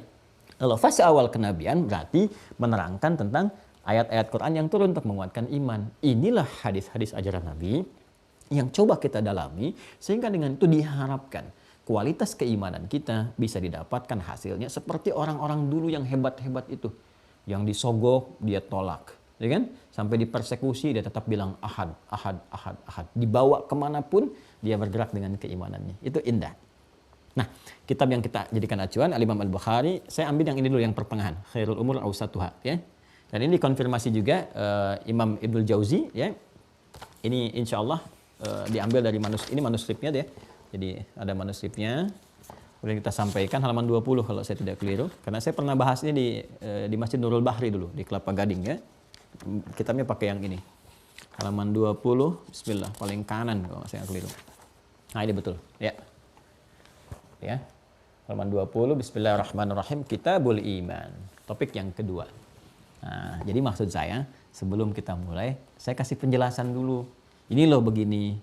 Nama kitabnya disebut begini, isinya begini. Karena kitab ulama itu ada maknanya yang menunjukkan tentang kesan isinya. Jadi kalau Anda mau ngaji Bulughul Maram, jangan langsung ke isinya. Kenapa disebut Bulughul Maram? Yang ngarangnya siapa? Inspirasi dari itu apa?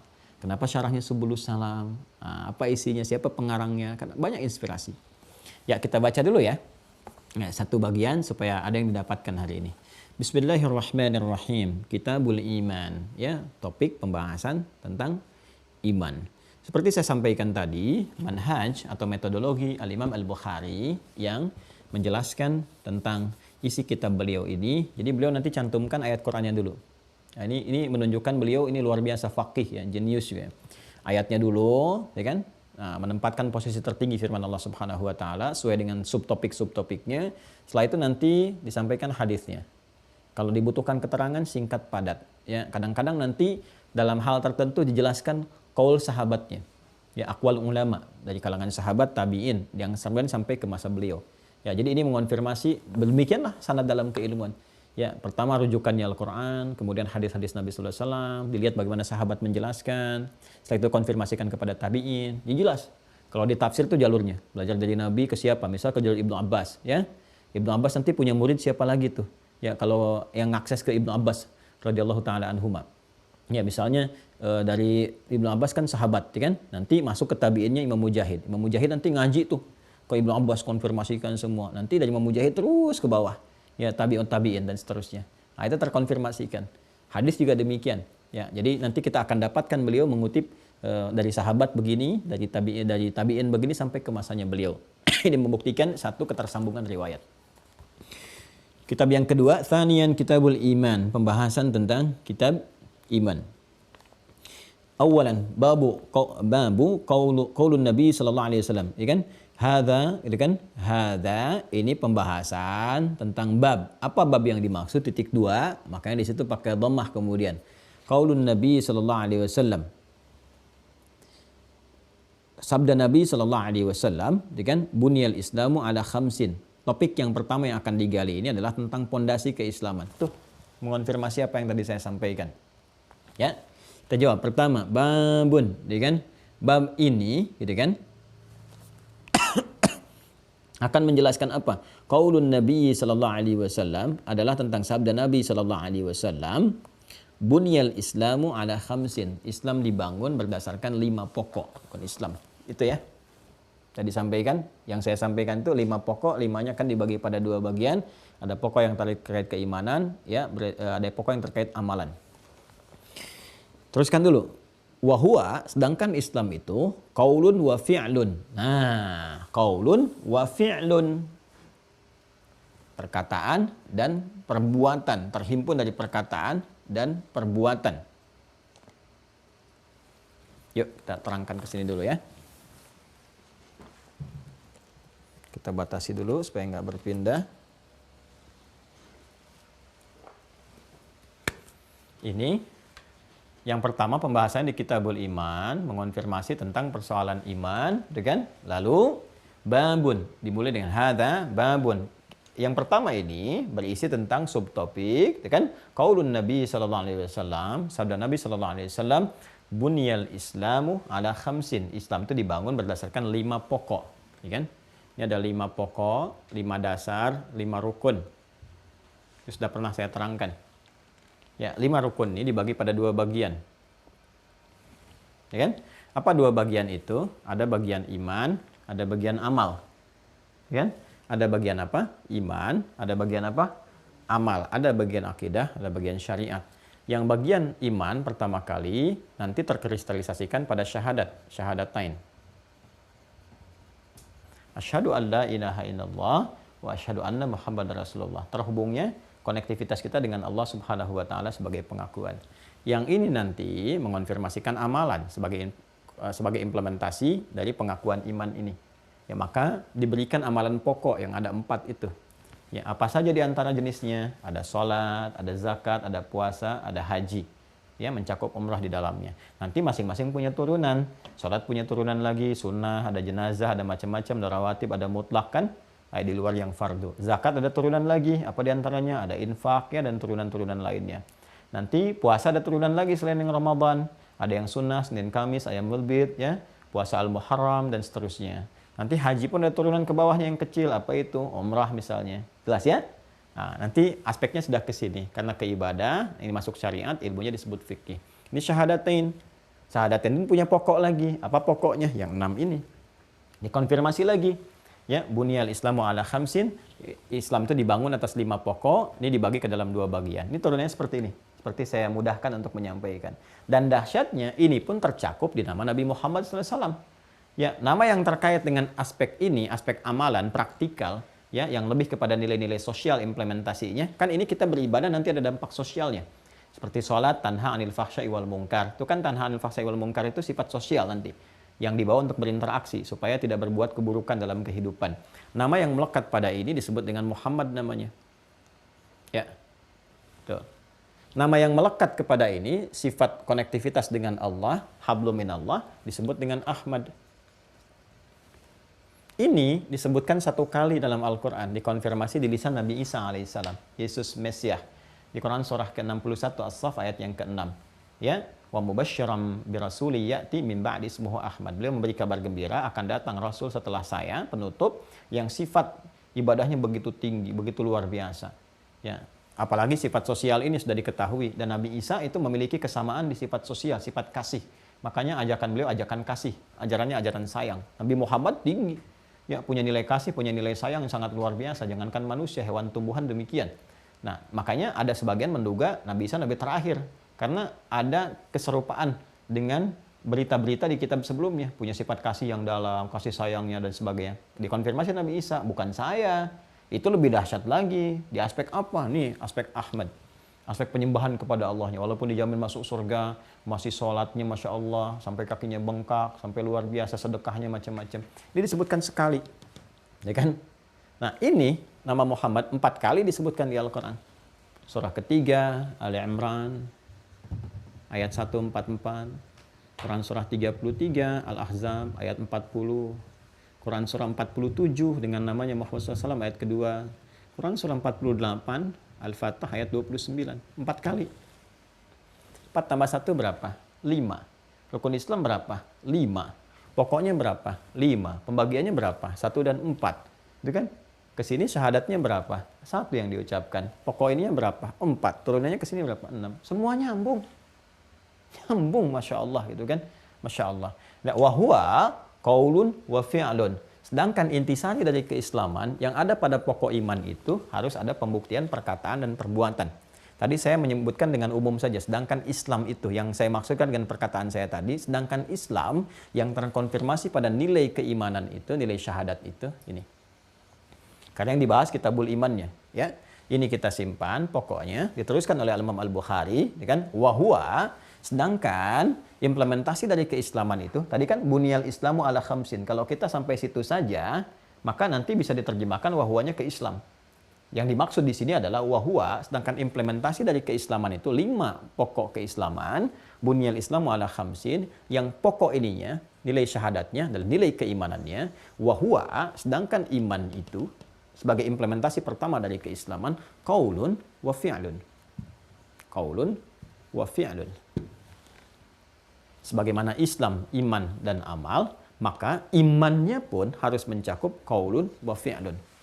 Pertama kali dibuka, rukun yang pertama ini, yaitu syahadatain, yang menunjukkan komitmen keimanan itu, ya pertama kali diwujudkannya dalam bentuk qaulun, perkataan. Makanya kalau kita melihat orang masuk Islam, ya kan, dimulai dengan apa? Dengan qaul kan, dengan perkataan. Ya kan? Asyhadu an la ilaha illallah wa asyhadu anna Muhammadan Rasulullah. Ini qaulun namanya. Qaul itu perkataan. Kalau ke Nabi biasanya kita bedakan dengan sabda. Kalau ke Allah kita bedakan dengan firman. Itu di bahasa kita.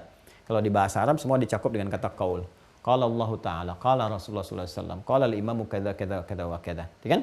Maka dimulai dengan perkataan. Nah, sebagai pembuktian awal. Kita pun dalam kandungan semua mengatakan.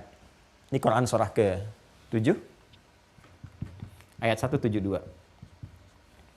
Ya, kan yang dikonfirmasi oleh kita apa? Qalu bala syahidna, dari kata qaul dulu. Wa idz akhadha rabbuka min bani adama min zuhurihim dzurriyyatahum wa asyhadahum ala anfusihim alastu bi rabbikum qalu. Nah, qalu ini qaul. Bala syahidna. Ya, kita mengonfirmasi, kita mengatakan. Jadi pertama qaul. Kalau qaul dari mana? Lisan. Kalau qaul itu lisan. Ini teman-teman, mohon izin, mohon maaf ya. Tolong untuk melihat bagan ini, disimak video awal sampai akhir ya. Karena kalau Anda baru masuk, Anda nggak akan tahu saya nulis yang pertama yang mana ini. Seperti apa gitu. Tapi kalau Anda ikutin awal sampai akhir, Anda akan tahu, oh ini munculnya di sini, muncul di sini. Ya. Nah, jadi konfirmasi pertama lewat lisan. Sini teman-teman sekalian. Ini. Konfirmasi di lisan. Nah, lisan ini adalah konfirmasi awal dari keimanan, sedangkan iman ini konfirmasi awal dari pokok keislaman. Makanya kita katakan orang masuk Islam itu bersyahadat, karena pokok yang pertamanya syahadat nih. Jelas nggak? Kan? Saya ulang ya. Rukun Islam itu ada 5 pokoknya. Kualifikasi 5 itu dibagi 2, iman dengan amal. Jelas ya? Yang amal pokoknya ada 4, iman itu 1 yaitu syahadatain. Bersyahadat, syahadu an la ilaha illallah, syahadu anna Muhammadar Rasulullah. Yang ini ada 6 pokok. Nah, iman ini terklasifikasikan lagi, pokok ini yang 1 ini pada 2 bagian. 1, pembuktian awal, yaitu lewat qaul, lewat perkataan. Jelas ya? Dikatakan. Karena itu, dikatakan kan pasti lewat lisan. Lisan kita, mulut kita berkata. Apa yang kita katakan? Mengonfirmasi ini, syahadat. Syahadu an la ilaha illallah, syahadu anna Muhammadar Rasulullah. Karena itu, orang yang bersyahadat,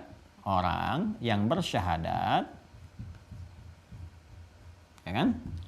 syahadu an la ilaha illallah, syahadu anna Muhammadar Rasulullah, maka orang itu telah mengonfirmasi keislamannya. Yang memeluk Islam, mengonfirmasi keislaman disebut muslim namanya. Jadi Islam itu dinnya, Islam itu dinnya, ya kan? Quran surah ketiga ayat 19, inna dina indallahil Islam. Al-Islam itu ad-din. Orangnya, ini orang bersyahadatnya ini disebut muslim namanya. Muslim. Kalau ingin dibedakan gender misalnya, untuk penunjukan kepada laki-laki dan perempuan, tinggal tambah tak marbutah di ujungnya. Pakai ah. Kalau ini muslim, misalnya laki-laki, ini tinggal pakai muslimah. Untuk perempuan. Nah, ini ya. Jelas? Maka muslim artinya orang Islam. Konfirmasi keislamannya dengan bersyahadat. Jadi kalau sudah bersyahadat, maka statusnya muslim. Jelas ya? Kalau perempuan apa? Muslimah. Kalau keadaannya masih lemah, ada gangguan, ya dia bersyahadat, masih disoal, dicoba diganggu dengan macam-macam sehingga berpotensi melemahkan dia, butuh bantuan dan sebagainya. Ya, maka kita mencoba untuk membantu sehingga melembutkan dirinya. Ya, maka keadaan dibantu supaya dalam kelembutan ini dapat kuat kembali, itu yang sering diistilahkan dengan mu'allaf namanya. Ya, mu'allaf. Jadi ada dua sisi. Ada sisi yang pertama, dia belum berislam, masih mengenal, ingin tahu, ada kelembutan dalam dirinya untuk menerima Islam, tapi belum bersyahadat. Nah, itu pun masuk golongan pertama dari mu'allaf, ada golongan pertamanya. Ya, siapa? Orang yang dilembutkan. Mu'allaf itu kan yang dilembutkan hatinya untuk menerima. Maka itu boleh mendapatkan bagian zakat. Ya, dibantu misalnya kalau dia punya kemampuan diberikan misalnya buku-buku keislaman, CD-CD keislaman. Kalau dari sisi ekonomi dibantu misalnya dengan bantuan sembako macam-macam dan sebagainya. Ada bagian kedua yang sudah masuk Islam di periode awal-awal yang dia juga butuh penguatan karena masih ada kelemahan dalam dirinya. Ya, ada kelembutan menerima Islam tapi masih ada kelemahan dalam dirinya. Apa? Bisa gangguan fisik, ditinggalkan macam-macam karena memang belum sepaham dan sebagainya. Dibantu, disokong, boleh diberikan bagian dari zakat. Itu di Quran surah ke-9 At-Taubah di ayat yang ke-60. Innamas shadaqatu lil fuqara wal masakin wal amilina 'alaiha wal mu'allafati qulubuhum. Yang hatinya terlembutkan untuk menerima risalah kebaikan. Ya, tapi kalau sudah berjalan, sudah kuat, sudah baik, sudah puluhan tahun bukan mu'allaf lagi. Bapak saya mu'allaf Pak, oh Masya Allah, kapan masuk Islamnya? Oh udah 20 tahun yang lalu, bukan mu'allaf, udah muslim. Ya, kalau sudah muslim dah kemana-mana udah baik, tunjukkan keislamannya. Bagaimana menunjukkan keislaman itu? Nih, dari pemaknaan katanya. Ya, muslim itu artinya terambil dari kata aslama yuslimu. Aslama yuslimu. Islaman. Ini karakter, sifat, keadaan, frame-nya ini. Aslama yuslimu islaman. Fahuwa muslim. Orangnya disebut dengan muslim. Perintahnya aslim. Aslama itu asalnya tunduk patuh. Tunduk patuh. Tunduk patuh taat. Ya. Islam adalah tuntunan-tuntunan yang ditunjukkan kepada kita sebagai pedoman ya, untuk sebagai pedoman berkehidupan dan sebagai tanda ketundukan, kepatuhan, ketaatan kita kepada Allah. Jadi kalau sudah muslim itu artinya orang yang tunduk, yang patuh, yang taat kepada siapa? Kepada Allah. Jelas ya? Nah, untuk mendapatkan ketundukan, kepatuhan ini kita butuh pembuktian, butuh pedoman dulu. Ya Allah, di mana saya temukan pedomannya? Seperti apa gambarannya? Maka diturunkan Al-Quran sebagai hudan. Ya, gambaran dari pedoman ini supaya kita masuk ke dalam ruang petunjuk. Itu disebut silmi, namanya as-silmu. Ya. Makanya kalau sudah kita mengatakan asyhadu an la ilaha illallah, asyhadu anna Muhammadar Rasulullah, maka kita sudah masuk pada pokok bagian yang pertama. Dengan syahadat itu, syahadat dikonfirmasi lewat lisan, masuk pokok yang pertama dari 5 rukun Islam. Apa 5 itu? Namanya iman, ya kan? Makanya dikatakan orang ini sudah beriman. Ya, sudah beriman dalam bahasa Arab disebut amana, tunggalnya. Amana. Sudah beriman.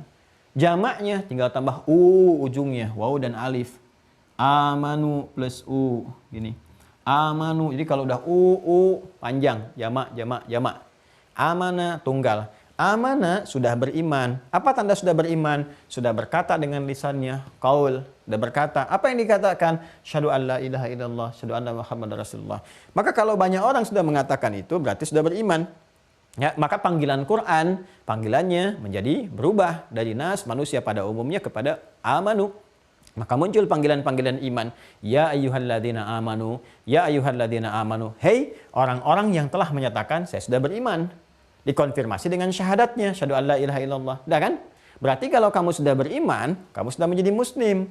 Muslim itu artinya tunduk. Tunduk itu artinya patuh. Patuh itu harus taat. Taat pada siapa? Tuntunan Allah, perintah Allah. Ya, tunaikan perintah Allah, jauhi larangannya. Kita bertanya bagaimana caranya? Maka disebutkan di Quran surah ke-2. Ayat 208. Al-Baqarah ayat 208, paling kiri. Ke tengah tapi agak ke bawah sedikit. Ya ayyuhalladzina amanu, hai semua orang yang telah menyatakan diri beriman, sudah bersyahadat, sudah mengatakan di lisannya, kan? Udkhulu fis silmi, bukan fil Islam. Karena Islam itu sudah tadi, sudah syahadat. Udkhulu fis silmi, masuk ke dalam pedoman ruang Islam. Ya kafah secara utuh. Ya tunduk, patuh, taat. Ya, matanya kalau sudah berislam, lihat bimbingan bagaimana dengan untuk melihat menggunakan fungsi mata. Lisan kalau sudah berislam kan sudah beriman tuh. Ya, harus dibuktikan keimanannya. Maka lisan beriman tuh harus ada cahaya iman membimbing, ada bimbingan, ada pedoman dan sebagainya. Maka diturunkanlah Al-Qur'an untuk membimbing kita, dijelaskanlah hadis-hadis Nabi sallallahu alaihi wasallam. Maka dibuktikan oleh kita lewat implementasi dari iman itu. Dari mana kemudian bisa dibuktikannya? Lewat perilaku. Ya kan nggak mungkin kalau cuman ya beriman. Buktinya apa? Kan tadi harus tunduk, patuh, taat. Masuk ke dalam ruang pembuktian. Di sini nanti ada petunjuk. Petunjuknya disebut hudan. Hudannya dalam Al-Quran. Al-Quran dijelaskan lewat hadis, ya kan? Hadis jadi tuntunan, disebut dengan sunnah. Oh, ya, sunnah kan diikuti itu kan jadi perilaku. Ya, ittiba jadi perilaku. Perilaku itu disebut dengan amal. Nama lain dari amal itu fa'al. Ya, fi'lun. Ya kan? Ya, ini jadi perbuatan mengonfirmasi iman. Karena itu ketika kita mengatakan saya beriman, patuh ya, tunduk ya. Bagaimana patuhnya? Dari ujung kepala sampai ujung kaki. Dari mata, gimana mata melihat? Dikonfirmasi imannya dulu, disebutkan iman. Quran surah ke-24. An-Nur ayat 30, qul lil mu'minina, katakan pada orang-orang yang sudah beriman, yaghuddu min absarihim. Ini imannya membimbing dia, palingkan dari yang tidak bagus. Kualifikasi yang tidak bagus tuh ini, palingkan. Yang bagus silahkan lihat, yang menguatkan iman. Sampai ke ujung kaki, ini ada panduan. Ya kan? Nah, karena ini ada panduan, mesti ada pembuktian dari komitmen ini. Pembuktiannya lewat apa? Lewat perbuatan, fi'lun, amalun. Ini yang akan dicatat untuk pembuktian iman kita sampai kembali kepada Allah.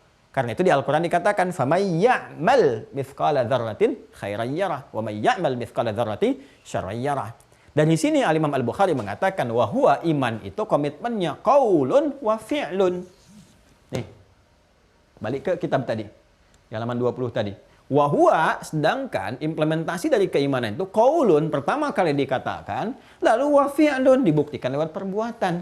Jadi orang beriman itu memang harus ada pembuktian dari keimanannya. Ya, dan pembuktian keimanan lewat perbuatan itu nanti akan diuji lewat apa? Nanti ada ibadah di sini untuk menguji benar nggak beriman. Maka diperintahkan sholat untuk mengonfirmasi ada iman nggak. Diperintahkan oleh Allah benar nggak tunduk, benar nggak patuh. Pertama aspek ibadah dulu. Jangan-jangan nanti diminta untuk membuktikan, kita nggak bisa buktikan. Bukan kita, ada yang nggak bisa buktikan. Tapi mengaku beriman, maka bermasalah imannya. Maka muncul kualifikasi di situ. Ada lemah iman, ya kan? Apa penyebabnya? Apakah karena penyakit? Penyakitnya karena maksiat? Atau karena dunia? Atau karena yang lain? Nanti dirinci lagi. Ya, iman tempatnya di mana? Iman di qalbu kan? Yang pernah kita bahas. Ya, iman itu turun lagi ke bawah nih. Masya Allah. Turun ke bawah lagi. Ya, ada apa? Ada nafas, an-nafas. Di nafas ada apa? Di sini ada takwa. Ini jiwa iman ada di sini. Di sini ada fujur. Ini katalisnya.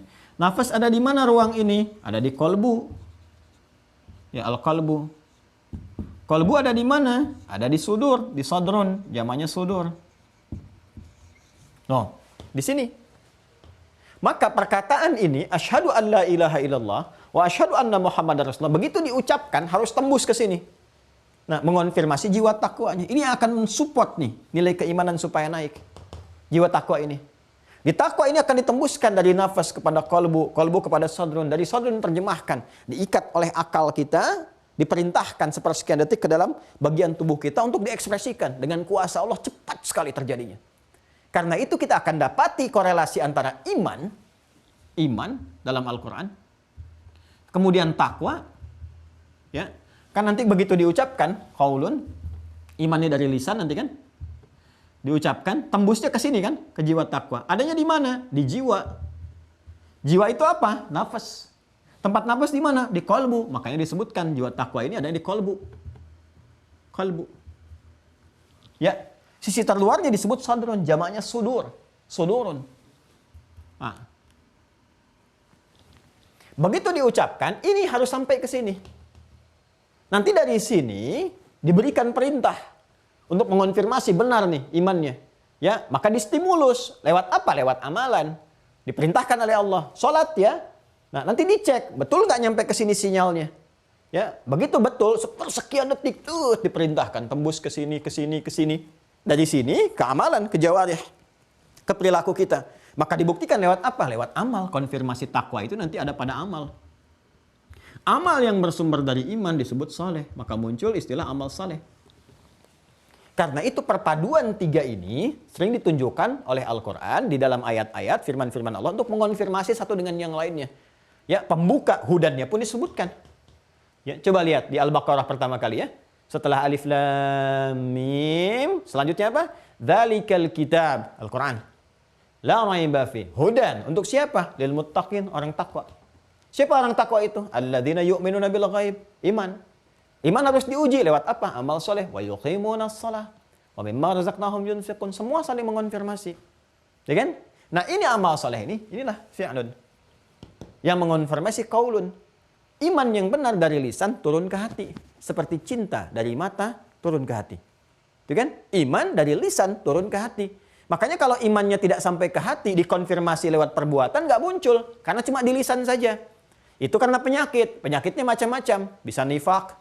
Ya karena penyakitnya penyakit iman, ya maka nyerangnya ke takwa. Takwa ada di mana? Di nafas. Nafas ada di mana? Di kolbu. Maka sering dikatakan penyakit kolbu.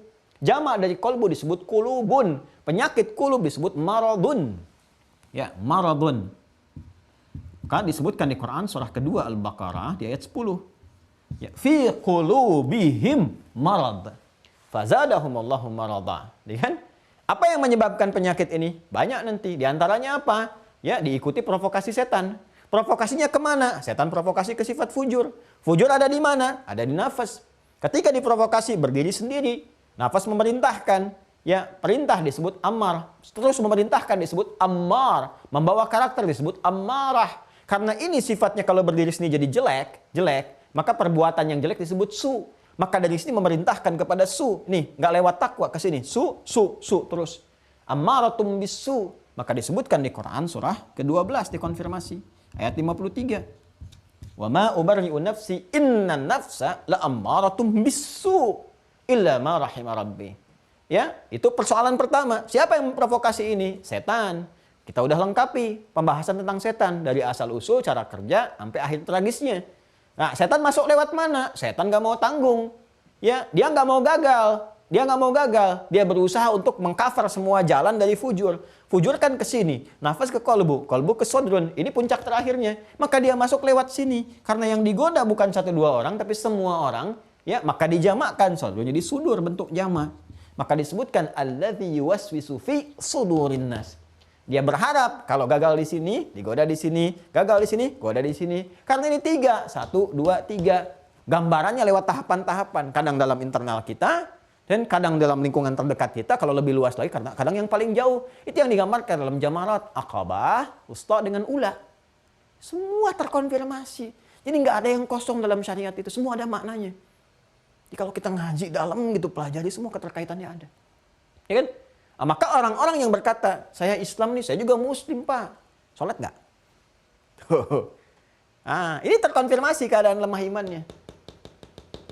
Ya kan? Nah, maka dari itu 15 abad yang lalu pun pernah ada yang disinggung oleh Allah. Ketika ada yang mengatakan amanna, kan di sini sudah beriman. Fasenya ini. Ya, di Quran surah 49 coba cek. Al-Hujurat. Ayat 14. Qalatil a'rabu, sebagian orang Arab Badui berkata, amanna, kita udah beriman. Berarti levelnya ini kan? Ya kan? Amanna tuh, amanna karena bentuknya kepada kata kerja yang pertama, asalnya amanah begini, amanah kan? Ditambah dengan nahnu yang disingkat dengan na begini. Maka karena double disatukan. Jadi seperti ini supaya tidak banyak huruf dituliskan jadi begini, ditandai dengan tasydid. Asalnya begini. Ya. Qalatil a'rabu, orang Arab Badui datang kepada Rasulullah mengatakan, orang-orang itu berkata, amanna, kami telah beriman. Berarti sudah bersyahadat, qaulun masuk sini. Ya? Maka karena perkaranya iman itu masuknya ke hati, kalau urusan hati Allah yang menguasai kan? Makanya kita katakan ya muqallibal qulub. Wahai yang menggerakkan hati, yang mengetahui pergerakan di hati, terbolak-balik dan sebagainya. Ya, Allah Maha mengetahui. Wa nahnu aqrabu ilaihi min hablil warid. Ya, di Quran surah ke 50 itu kan, surah Qaf di ayat ke-16. Walaqad khalaqnal insana wa na'lamu ma tuwaswisu bihi nafsuh wa nahnu aqrabu ilaihi min hablil warid. Ya kan? Sangat mengetahui. Karena itu Nabi tidak menghukumi dengan keadaan jiwa, tapi menunggu apa yang Allah sampaikan. Karena itu kita nggak boleh ya menghukumi keadaan hati seseorang terkait dengan keimanan, nggak boleh. Ya, makanya kalau ada seorang menyebutkan misalnya kafir itu akan mencari pemiliknya. Benar nggak? Sampai ke langit. Kalau nggak ditemukan, di bumi nggak ditemukan, kembali kepada yang mengucapkan. Makanya hati-hati dengan klaim-klaim demikian. Kecuali ada tanda-tanda nyata yang disebutkan secara langsung. Menolak syariat, itu kan? Tidak mengakui sholat. Atau kemudian misalnya ya menolak tentang akidah keislaman. Menghalalkan yang haram yang tinggi. Menghalalkan zina macam-macam. Nah itu sudah ada tanda-tanda. Maka hukum-hukum melekat. Ya, maka harus hati-hati. Karena kalau ketidaktahuan dibimbing supaya kembali kepada jalan yang benar. Dia mengatakan amanah. Maka turun ayat mengonfirmasi kul lam tu'minu. Katakan Muhammad sallallahu alaihi wasallam belum benar imannya. Kenapa? Karena kalimat yang ada di lisan itu qaul belum mengalir sampai ke qalbu, sampai ke nafas. Walakin qulu, tapi katakan aslamna, kami baru mengonfirmasi keislaman lewat apa? Lewat qaulun. Walamma yadkhulul imanu fi qulubikum. Sementara iman yang belum masuk ke sini. Bagaimana bisa mengonfirmasi iman sudah di sini? Diuji lewat apa? Lewat fi'lun, lewat amalun. Ya. Karena itu semua pergerakan iman itu ada di sini. Di kalbu, di nafas. Ya. Ini punya amalan. Apa amalannya? Disebut dengan niat namanya. Di sini terletak pada keikhlasan. Ya, kan sudah pernah belajar tentang ikhlas. Ya, di surah Al-Ikhlas itu kan semua ditujukan kepada yang ahad. Ya, qul huwallahu ahad. Jadi orang ikhlas itu yang menepikan segala hal, segala perbuatan, disupport dari sini tujuannya hanya untuk yang ahad saja. Mengarahkan segala pada yang ahad disebut tauhid. Makanya muncul ilmu tauhid ini. Konfirmasi lagi. Ya, jadi ini semua keterkaitan. Ya, di sini disebutkan antara hubungan niat dengan amal. Bentuk jamak dari kata amal itu a'mal. Hadis Nabi dikonfirmasi. Riwayat pertama di Al-Bukhari ketika di kitab Bad'ul Wahyi, riwayat pertamanya tentang amal. Jamakkan jadi a'mal. Innamal a'malu binniyat. Innamal a'malu binniyat. Wa innamal likulli imri'in ma nawa. Ini supportnya nanti yang akan mengarahkan kepada amalan. Jadi muncul amal pun belum tentu dianggap benar. Harus dicek dulu. Benar nggak sumbernya dari sini, dari iman. Terus dari iman tuh dari jiwa takwa enggak? Nih. Takwanya ada kecampuran fujur enggak? Kalau kecampuran belum ikhlas namanya. Apa diantaranya? Yang seharusnya tawadu muncul riya. Betul beramal, ngasih begini, amalnya keluar. Ya, Jumatan kan mau Jumat nih sekarang. Ada kotak infak lewat. Ya, 1, 2, 3, masukin 100 ribu, 50 ribu, lihat nih. Wah, paling tinggi 100 ribu. Saya dolar, 100 dolar. Bagus mau dimasukin, tapi sebelum masuk begini dulu. Nih. Kanan, duduk kanan. Gini caranya nih, ke belakang. Gini. Masukin, kan? Nah, itu bercampur dengan ini. Ketika bercampur jadi persoalan, ya, ingin sesuatu yang merusak dan mengganggu. Kelihatannya benar, sesuatu yang nikmat, tapi melahirkan gangguan, adza. Ya, sesuatu yang merasakan kenyamanan, al-mannu wal adza.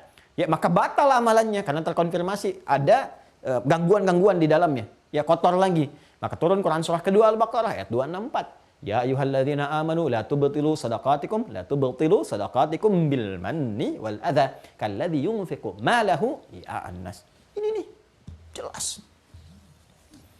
Ada faktor nifak, gangguan setan, lingkungan macam-macam. Ini teman-teman sekalian. Jadi intinya apa? Intinya kita ingin mengonfirmasi keterangan Al-Imam Al-Bukhari yang menyampaikan di kitab iman itu kalau pengen menunjukkan iman kita kuat, kualitasnya ingin mendekati di era-era Nabi dengan fatrah ini, di masa ini, maka kita harus menjaga dua hal ini konsistensinya. Perkataan itu harus tembus kepada hati ini. Sehingga muncul kualitas amalan. Karena untuk disebut Islam yang utuh itu mesti ada qaulun wa fi'lun, imanun wa amalun. Dibuktikan perkataan pertama kali dikonfirmasi oleh perbuatan. Kita balik bertanya pada Al-Imam Al-Bukhari, kan? Bagaimana ini menjaga ini semua, membuktikan itu? Ada nggak petunjuknya supaya konsisten, supaya masuk ke dalam hati? Kadang-kadang ya itu dia suka naik turun. Ya, kayak eskalator gitu. Kayak lift. Naik turun, naik turun, naik turun. Kan bahkan kadang kayak ada roller coaster gitu. Udah naiknya lambat, turunnya cepat.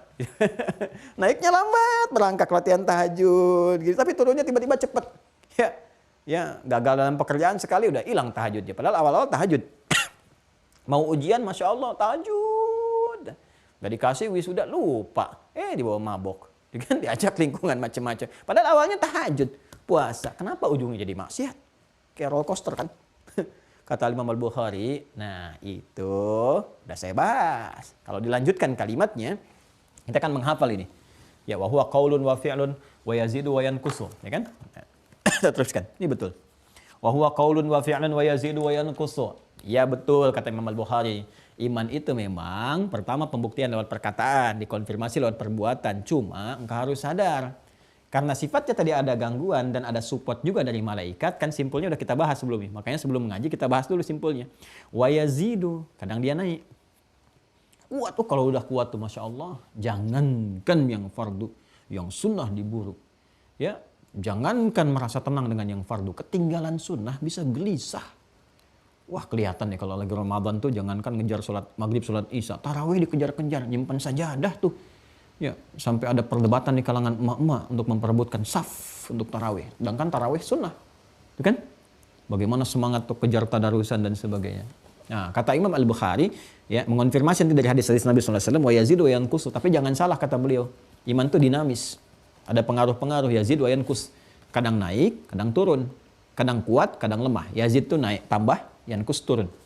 Ya, tambah, yanqus berkurang. Tambah lawannya kurang, naik lawannya turun, kuat lawannya lemah. Ya, yazidu bisa diartikan naik atau bertambah atau kuat, wa yanqusu bisa melemah, bisa turun, bisa berkurang. Penyebabnya macam-macam. Ya, tadi yang saya sampaikan pembukanya. Bisa jadi melemah itu karena mengikuti was-was setan, karena dorongan nafsu atau pengaruh-pengaruh lingkungan di sekitaran. Ya, kata Nabi itu kan fa abawahu yuhawidani au yunassirani au yumajjisani, karena salah bergaul, kan? Mengikuti arahan nafsu, mengikuti provokasi setan dan sebagainya. Atau naik tuh karena bergaul dengan orang-orang yang benar, suhbatus salihin. Bergaul dengan orang-orang soleh, ya, makanya Al-Imam An-Nawawi ngarang kitab Al-Imam An-Nawawi Riyadhus Shalihin, taman orang-orang soleh itu, ya, kurang lebih 1896 hadis kurang lebih yang ada di situ.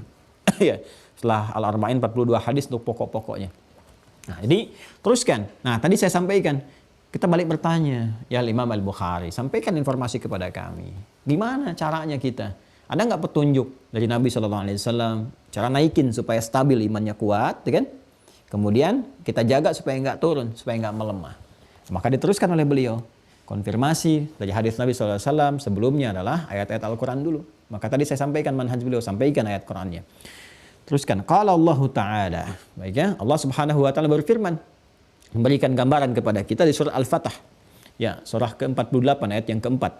Liyazdadu imanan ma'a imanihim. Ya, supaya kami tambahkan terus keimanan-keimanan mereka.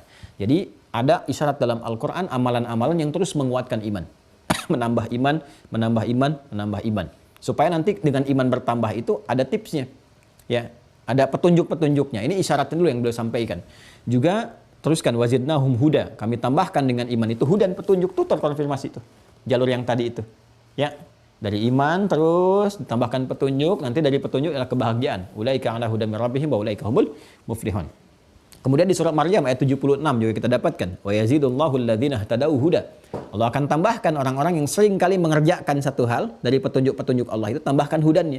Sedangkan hudan ciri orang beriman. Dzalikal kitabu la raiba fi hudal lil muttaqin. Siapa muttaqin? Alladzina yu'minuna bil ghaib. Kemudian juga Quran surah Muhammad SAW. Ya, surah 47 ayat ke-17. Walladzina ihtadau zadahum huda wa atahum taqwahum. Kemudian Quran surah wa qauluhu wa yazdadal ladzina amanu imana. Al-Mudaththir ayat 35. Ya, juga wa qauluhu di At-Taubah ayat 124, ayyukum zadatu hadhihi imana, ya. Fa ammal ladzina amanu fazadathum imana. Wa qauluhu jalla dzikruhu, dan juga firman Allah Subhanahu wa taala Ali Imran ayat 173. Fakhshawhum fazadahum imana. Wa qauluhu ta'ala, dan firman Allah Subhanahu wa taala Al-Ahzab ayat 22. Wa ma zadahum illa imana wa taslima. Ya, kalau mau kita tambahkan lagi, ya belum dicantumkan di sini, misalnya Quran surah ke-8 Al-Anfal. Ya, di ayat keberapa? Ayat kedua. Innamal mu'minuna alladzina ya idza dzukirallahu wajilat qulubuhum wa idza tuliyat 'alaihim ayatuhu zadatuhum imana wa 'ala rabbihim yatawakkalun. Semua ayat-ayat yang disebutkan ini dicantumkan di kitab ini ingin mengonfirmasi petunjuk pertama dari Al-Qur'an dulu. Ini manhaj Al-Imam Al-Bukhari. Ini Al-Qur'an dulu nih. Kalau Anda bertanya bagaimana cara menguatkan iman, ini ada isyaratnya di Al-Qur'an dulu nih. Ya. Nih Allah memberikan clue, ya, isyarat kunci-kunci dari sini supaya imannya ditambah, dikuatkan sehingga dengan kuat iman dapat petunjuk. Dengan dapat petunjuk amal meningkat. Dengan amal meningkat dapat petunjuk, kebahagiaan diraih. Ulaika ala hudam mir rabbihim wa ulaika humul muflihun. Kalimat ini kan muncul setelah ada amalan. Itu kan ayat kelima. Ayat 4 dan 3-nya kan amalan. Alladzina yu'minuna bil ghaib, konfirmasi iman. Wa yuqimunas shalah, amal. Wa mimma razaqnahum yunfiqun, amal. Walladzina yu'minuna bima unzila ilaik, konfirmasi iman dan amal sekaligus, ya kan? Wa ma unzila min qablik wa bil akhirati hum yuqinun. Setelah itu semua apa? Ulaika ala hudam mir rabbihim. Setelah itu wa ulaika humul muflihun. Semua keterkaitan. Allahu akbar. Coba saya itu sering kali suka merenung juga dan bermohon kepada Allah itu, ya, kurang detil apa lagi gitu ya dalam Islam itu, pembuktiannya butuh apa lagi, semua terkonfirmasikan la ilaha illallah itu ya, la ilaha illallah, la ilaha illallah, terkonfirmasi semua dari ilmu, dari wahyu, dari hadis, dari semuanya, dari pembuktian. Jadi nyata semua gitu, nyata semua. Makanya kadang-kadang suka bingung ya, kurang apa lagi itu jelasnya Islam itu. Hanya tinggal membuka hati kita, komparasikan, ikutin, ya kan? Dengan jadi pribadi muslim yang baik dan sebagainya. Nah ini jadi dimulai dengan ayat dulu. Dengan ayat nih Anda bisa dapatkan penambahan iman, dapat petunjuk, dapat iman, dapat petunjuk. Ini tadi dibacakan ayat-ayatnya. Kalau saya terlampau cepat karena waktu sebentar lagi berakhir, diputar kembali videonya ya, nanti cek kembali di mushafnya. Kemudian kalau semua iman itu didapatkan, maka ada konfirmasi dari jiwa takwa kita yang memberikan dorongan agar semua diarahkan pada kepentingan yang ahad. Tujuannya untuk yang ahad. Yang ahad itu siapa? Allah. Qul huwallahu ahad. Semua yang diarahkan untuk qul huwallahu ahad, untuk ahad disebut tauhid namanya. Maka semua yang bersumber dari rasa, dari jiwa kita. Dari jiwa itu kan muncul rasa. Rasa cinta, rasa tidak suka, kan cinta lawannya benci, kan? Jadi kalau mencintai pun nanti muncul lewat perilaku kan? Dan cinta itu kan dari rasa kan ditembuskan kepada perilaku untuk bersikap, menunjukkan ekspresi cintanya.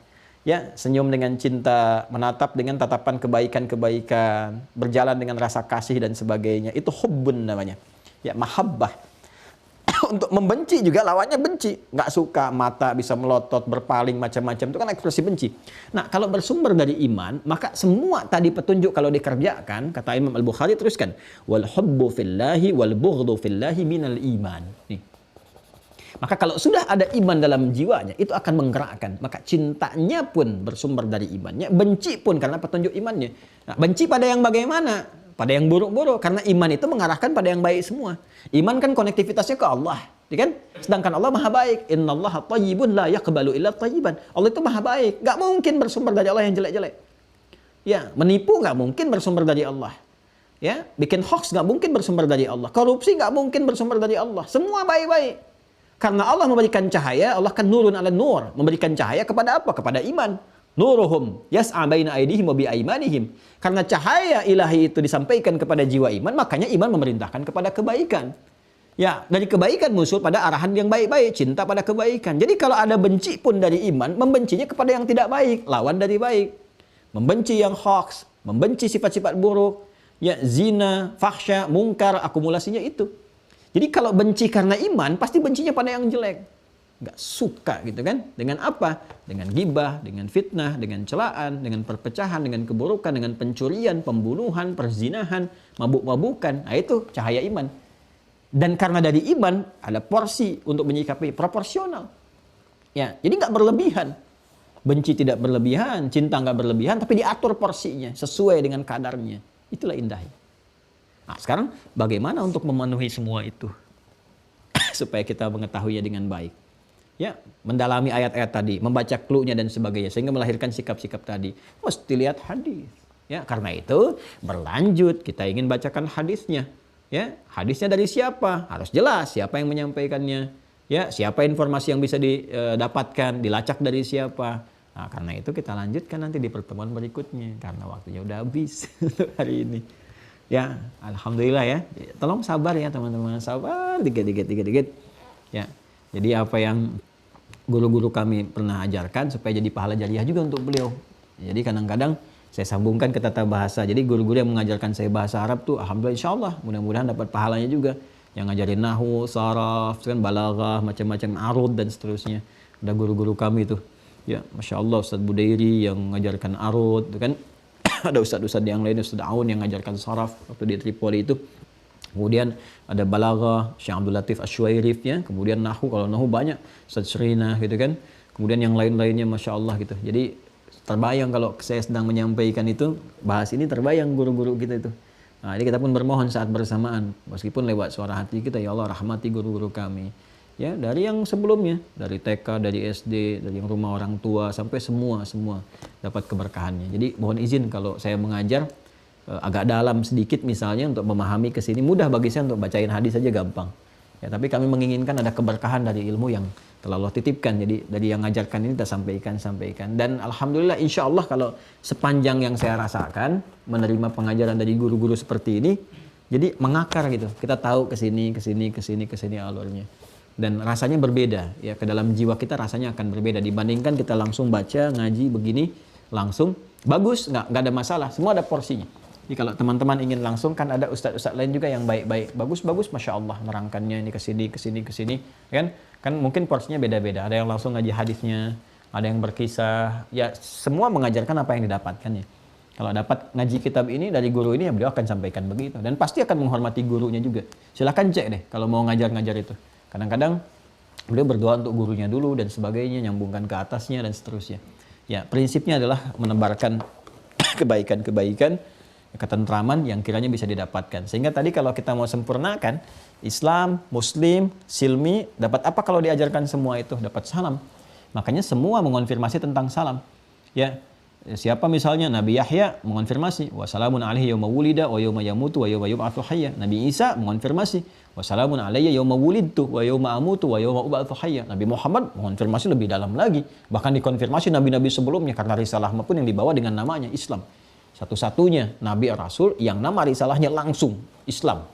Ya, makanya Islam untuk mengonfirmasi kebenaran yang sebelumnya. Ini yang dibawa dari mulai Nabi Adam, Nabi Nuh, rasul pertama, terus Nabi Adam kan nabi pertama, Nuh rasul pertama, terus sampai ke Nabi Muhammad.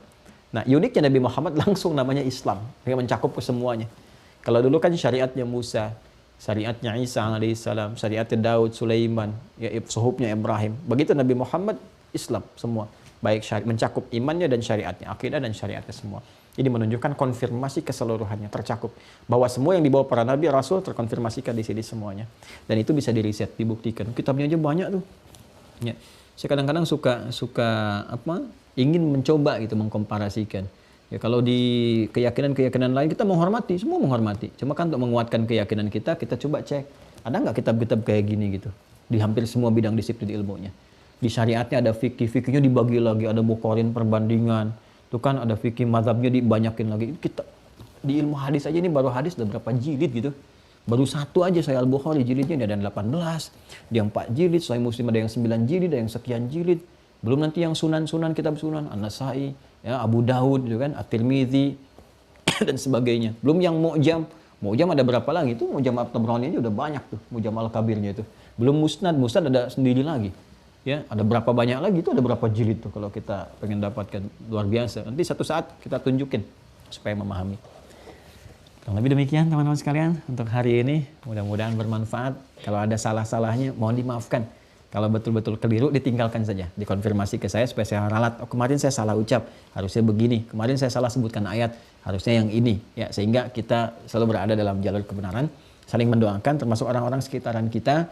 Ya, dan mudah-mudahan dengan doa itu diterima oleh Allah Subhanahu wa taala jadi kebaikan. Selalu menampilkan hal-hal yang baik yang bisa disampaikan, menghindari hal-hal yang buruk dan saling mengingatkan, saling mendoakan. Doakan saya semoga Allah menjaga, mengikhlaskan dan setidaknya mengampuni dosa-dosa yang saya kerjakan.